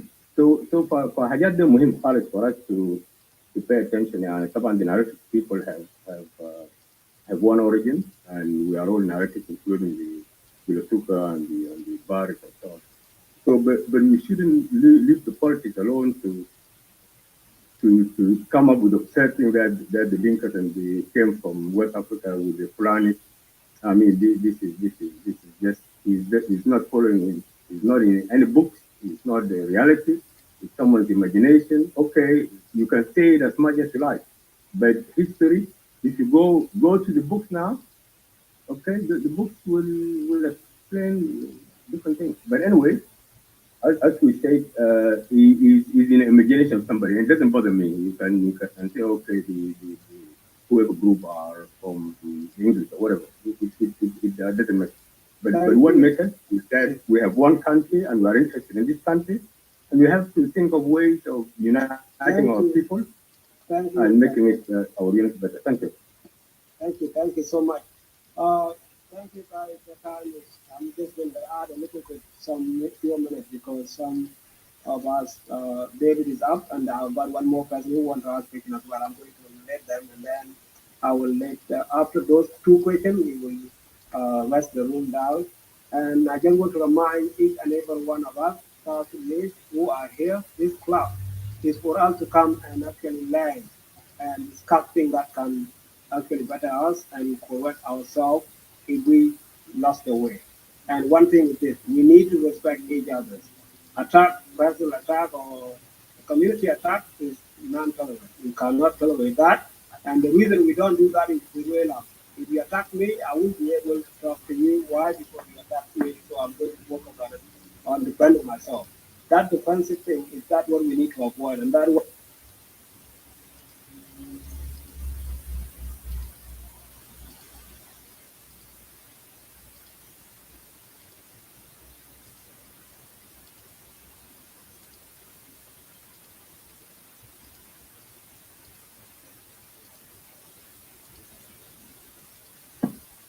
Moinerial, I guess we have. So I think somebody called him. Okay, I just want to remind you guys, sorry, they were mad. I didn't know I was doing it. I just want to remind each and every one of us to make sure that this is South Sudanese room. We need to discuss and positive. We don't need to attack each other. This history is what fits us. If we did something good, that's what we need to carry on. If we done something bad, we need to correct it and go ahead. Attacking somebody does not allow us to go forward. So in this room, we discuss things that we need to learn from it, things we need to change, things that we've done well, and we want to do them more. And for that reason, if you come and ask a question, please ask a question, and if you disagree with your brother, come out and show the fact that I disagree with you with this, and this was wrong because this is this. And if something is wrong, it becomes opinion. And your opinion, you are entitled to it, and somebody can disagree. So this is what I want to tell you. And if you are not being brought up today, next week, tomorrow, or other day, topic like this will keep coming up, learning about our history. Don't be upset about it. Come and learn or come and share. I invite everyone. Any South Sudanese is welcome to come and host and say something that we can learn from. Thank you so much, Double Mat. I will yell back to you, and then David, you can call up David.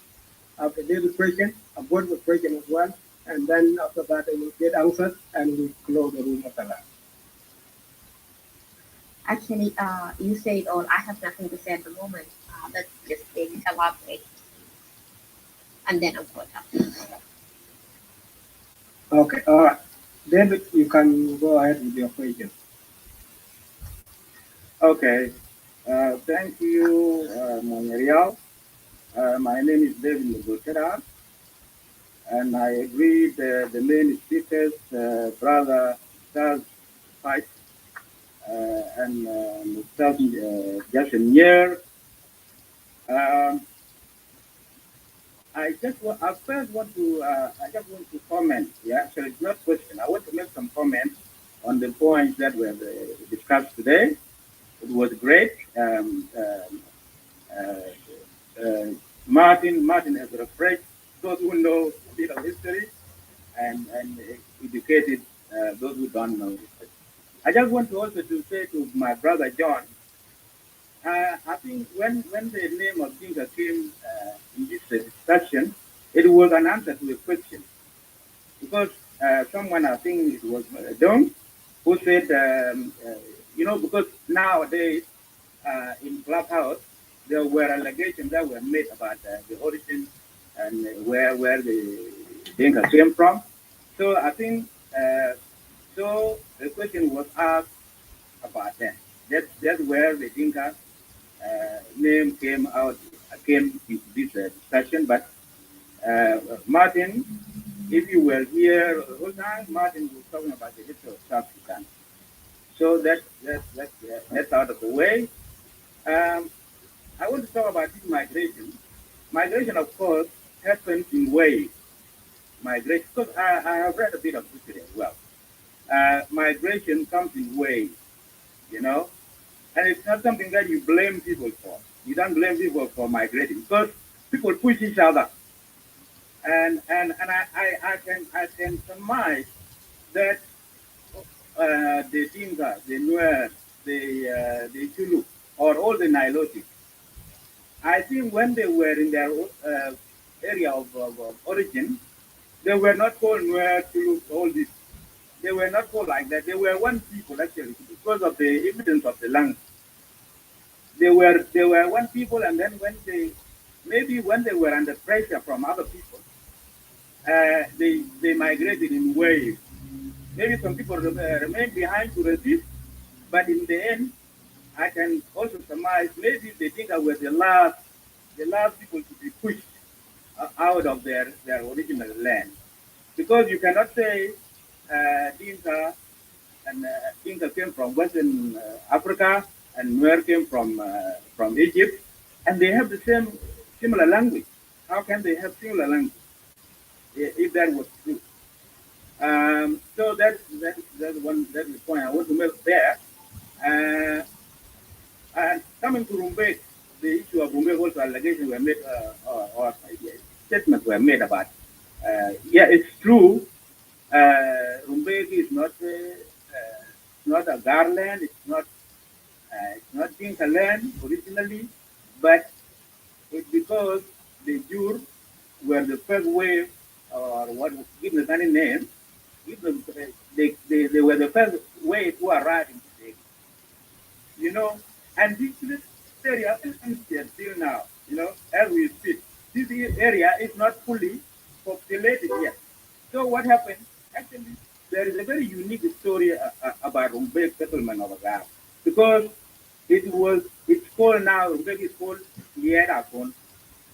And the story of Lierakon, Jur were not pushed away violently. There was an agreement between the leader, who is Boy. There was agreement between the chief or the leader of Jur and Boy, that they do you know, they marry their daughter. They give their daughter to Boy, who is the Jur leader. You know, not Boy, the Jur leader. I don't know his name. He gave his daughter to the Jur leader so that they become family and they accommodate here. So that's how it happened. It was not taken by force. The land was not, so it's called now Liadakon, you know. And also, even in the very recent history, Jur also, they have a habit. They live very far apart, you know, because the land is sandy. So what happens? If I used to, when I was a little boy, we were in the border with the Jews in the area called Panfly. And we have friendship with, you know, family, our family have friendship with Jews and stuff like that. If you happen to move and build your house close to Jews, what they do, they will just silently move far away, you know, because that's what they want to just live as far as possible from other people. And also, the Jurla houses, they don't have a road to their house. They don't have a road. And sometimes they use the stick to come, to go and hunt and come back, use the stick so that there's no footprint and come to their house. So that's how they became push, you know, like that. That is the history of Umbek. Okay, brother David, I just want to remind you of your time. Sorry about that. So how much left? Yeah, because your one is common and you want to share. I can see a lot of reminding to Yeah, I'm talking about you. Yeah, so one last point now. Okay, One please. last point about slavery. How many minutes? Did you give you 2 minutes or 3? I'll give you 2 minutes. Okay, thank you. Okay.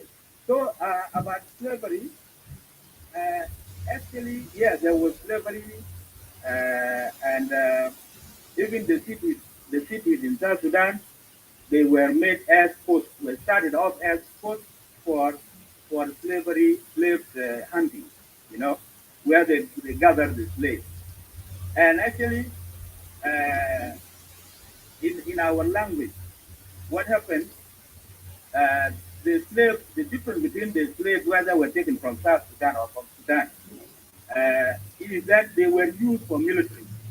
Our men, they were captured and they were used for military.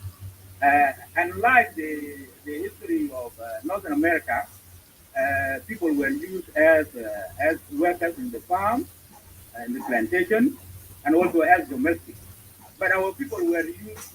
They did not take women a lot, a lot of women, but they take men to use them as military. And when they come back for many reasons. Either they retire or they were dismissed from the army or so on. So actually, the people of the city we are called in Gumbe as Alabit. Alabit means the corruption of the word Alabit. The normal thing that you call the people of the city Alabit, Alabi. And also they call them Merput, the people of the city. They call them Merput, who was someone who was dismissed from the army. Yeah, so that is the history of the slavery, and there were some women over there, here and there. One lady who was in our village. Her name was Akujo. Akujo was captured and was enslaved, and she, I think she escaped and came back with two things. When she came back, she had forgotten the language completely, the Dinka language, and also she came with the Tungulawi check mark. So what the villagers did, they did something like for just to they brought a goat and then they steer master.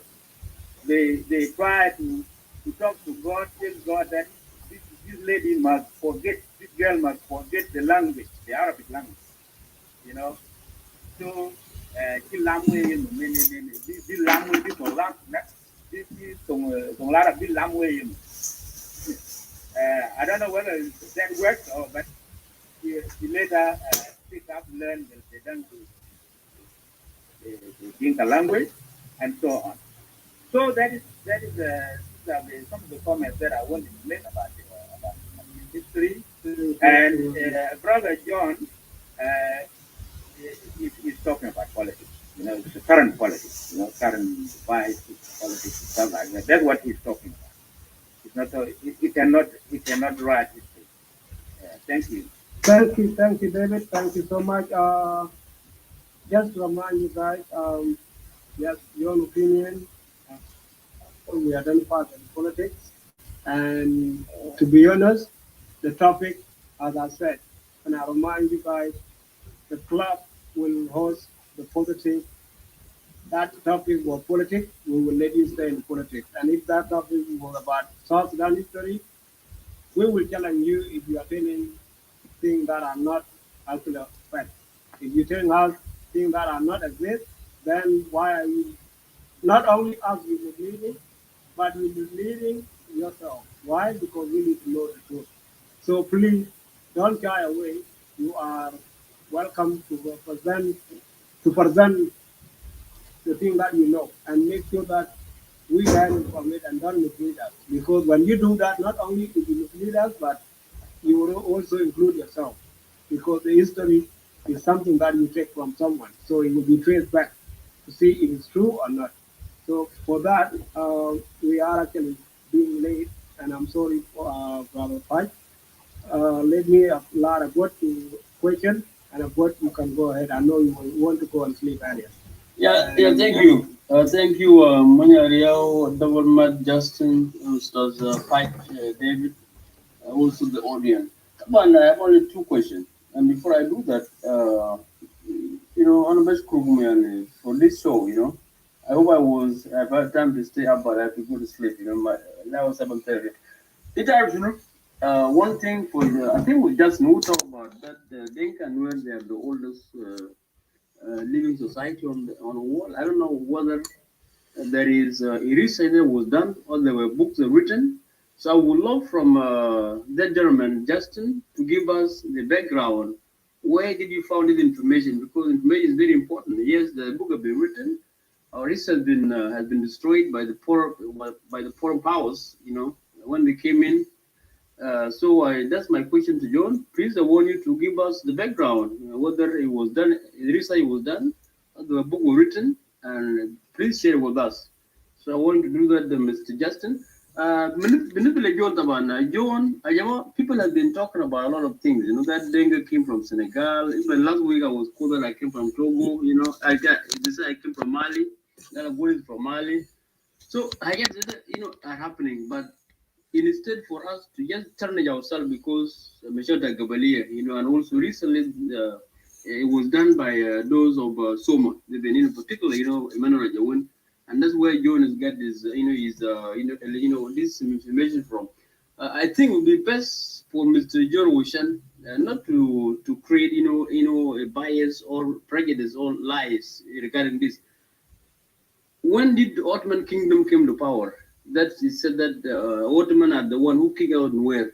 Ottoman Kingdom came to power in 1229 and ceased to exist on November 1918, the First World War, when it ended.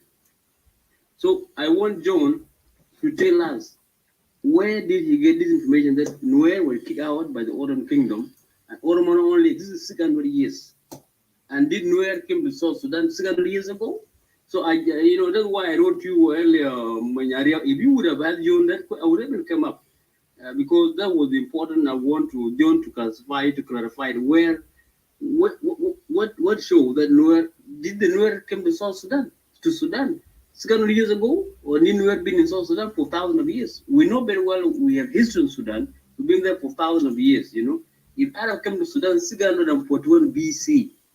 To me, what of BC before the birth of Jesus Christ, then what information that John is telling us? That was misleading, and you should have stopped John at, not even to draw me down, because we cannot allow you to mislead us. So I want you to bring John up and tell us, did you let Egypt 600 years ago to Sudan? And with that, I will yield my minute back to you, because I don't want to finish the minute you give me, because those are the two questions I want clarification from my two brothers. Justin, tell us, where are the books?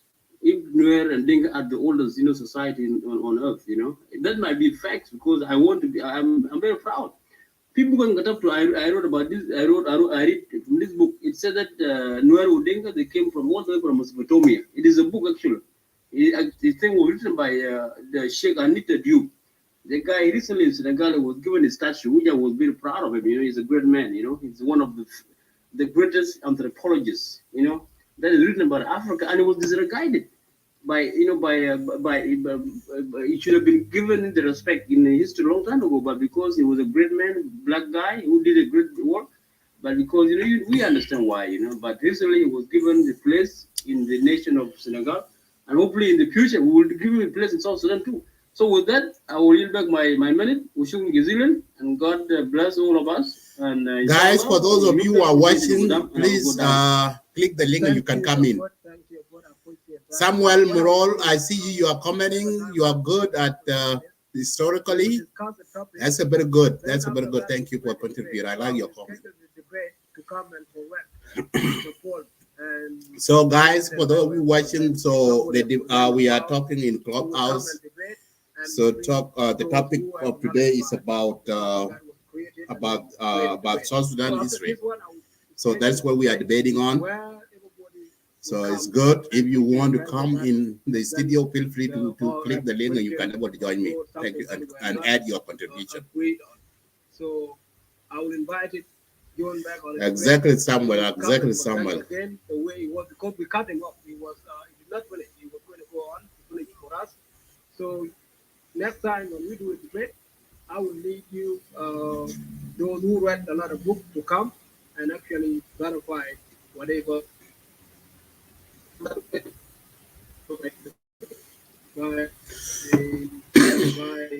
John Uchang and by David in the next session, part 2, for a debate, debating this history file that we did. So for that, I will let Justin and Pike take the floor, and when they're done, we will close the room. Yeah. So we are about to close in the discussion very soon. Here, we will not actually. I personally just need the question for John, because John is not here at the moment. I don't even see him on the audience. So we told John earlier we will invite him back to come and present himself as well and tell us more of the stories that he thinks it's right or wrong. So that's where I will stand. But if Uncle Justin wants to answer on behalf of John, then that's up to him. But I don't think it's right. But continue, Uncle Justin. No. Obviously, John was a bit controversial, and I think my brother got said it well. That it is politically driven, and I think I insinuated earlier. Now, when I say that the Dinka Nuer are among the oldest communities, I will get you the reference, but it was done on the basis of their language and also on genetics. That they were able to trace that he's among the oldest.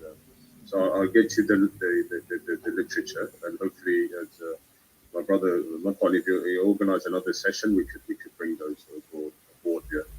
Now, generally, are we closing now? Or? Yeah, go put it on speech and then. Yeah. No, I just want to thank everybody, but it's very important.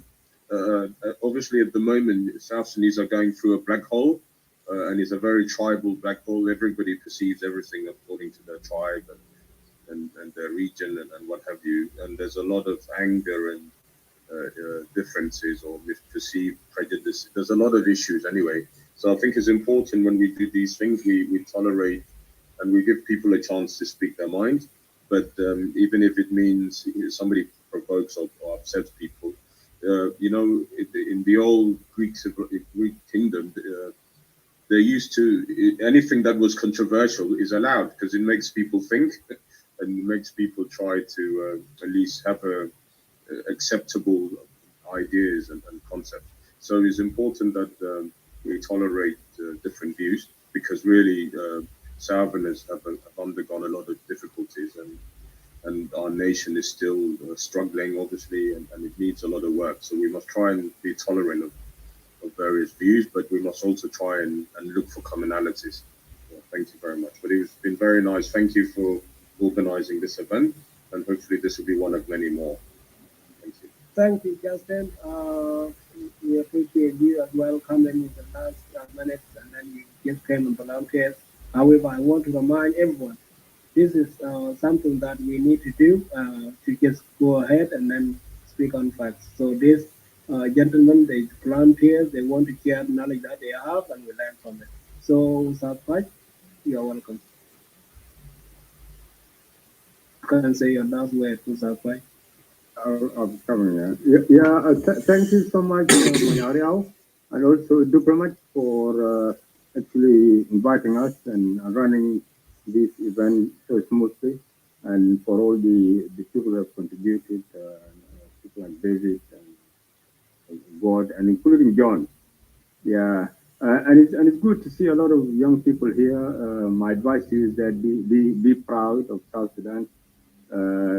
The South Sudan that achieved its independence is made was achieved on the blood of every single South Sudanese. You lost members of family, regardless whether you are from this tribe or that tribe. It's a fact. The South Sudan, present South Sudan today, is the culmination of all the struggle of South Sudanese people. Now, and that's why we have to be positive because things do change. It's not, as I said, it's a process. It's not an event. Of course, our ambition, people who are having a lot of hope, have been dashed by what is happening in South Sudan. We feel disappointed, but nevertheless, it shouldn't lead us to turn against one another. The communities to turn other communities against one another. That is not the way to go around this. If you have any issues, please have the issues with the government.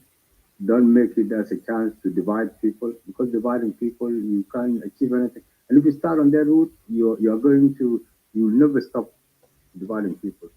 And the other aspect is that, of course, we should not react to every single comments and the negative comments that people make. You can just ignore them. We shouldn't be led by people who are just too negative about other tribes.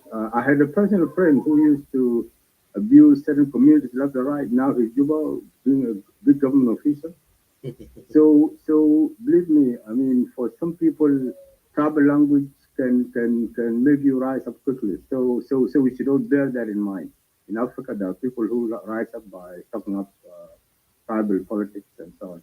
Also in Europe here, there are politicians who rise up by creating Europe and America by talking about other races and raising issues of racism. So these are similar people. So, but it's important for you to be proud. It's important for you not to write to them, and just to keep knowing about your people, and also to sort of see the things that are in common between us all as human beings. And that's what I want to say. And thank you so much for giving us this chance to do our presentation. I hope we have enlightened some of you up. Maybe we've given you a bit of interest to look up at something. But if I said anything to anybody that made them hungry or whatever, please accept my apologies. But thank you so much, gentlemen, ladies and gentlemen. Thank you. Thank you so much. Double much. Floor is yours.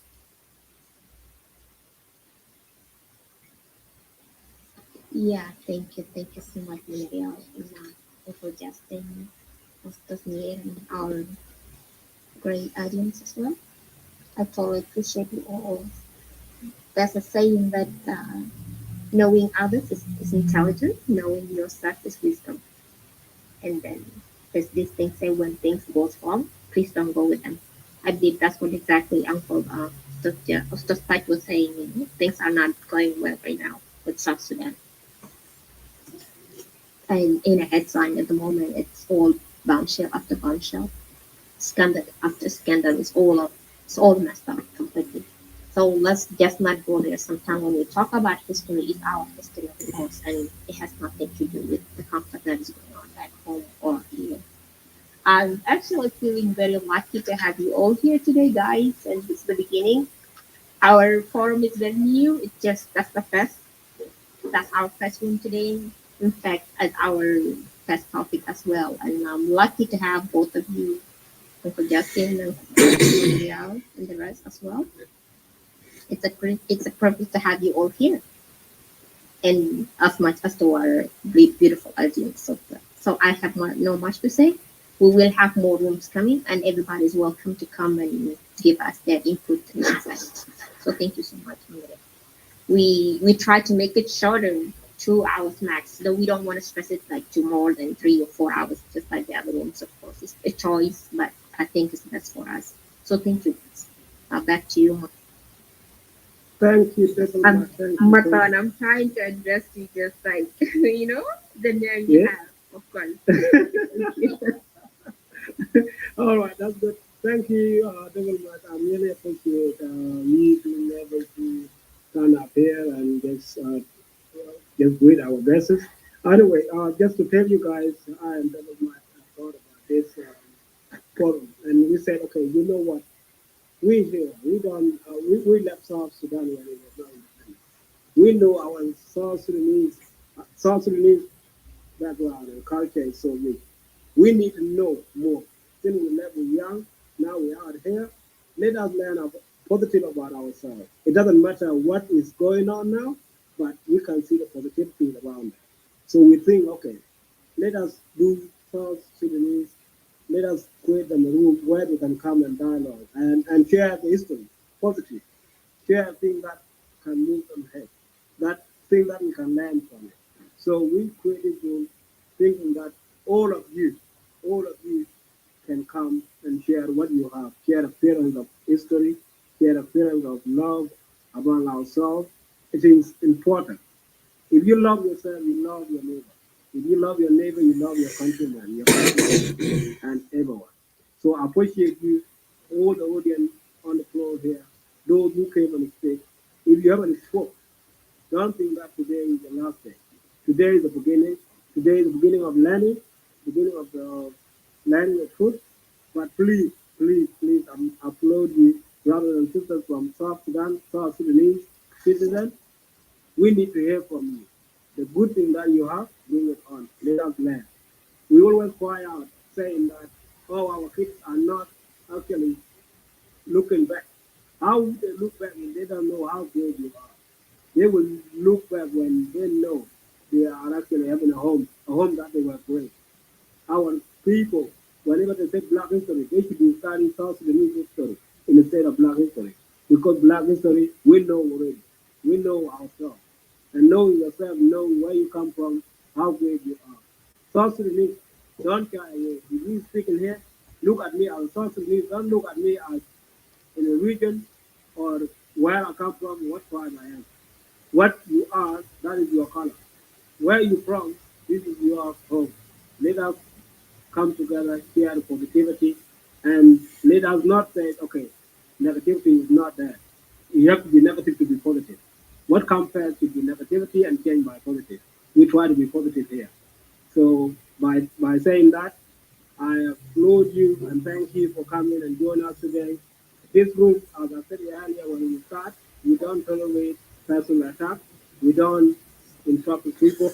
So yes, so have you have it, guys. Thank you for watching. The debate is finished in Clubhouse. That is the topic. So we talk today. Topic is about as you see, we are revisit our history, South Sudan history, and this is where people were so do discuss the some of South Sudanese are using a propaganda in social media that are not accurate. So that's why we bring this topic today to discuss. Thank you, Samuel, for you being here for a while and put in your contribution. I appreciate you, my brother, and thank you for the rest. We will start sharing. This page is new. It's my personal page, media. So I will be bringing more stuff like this here live.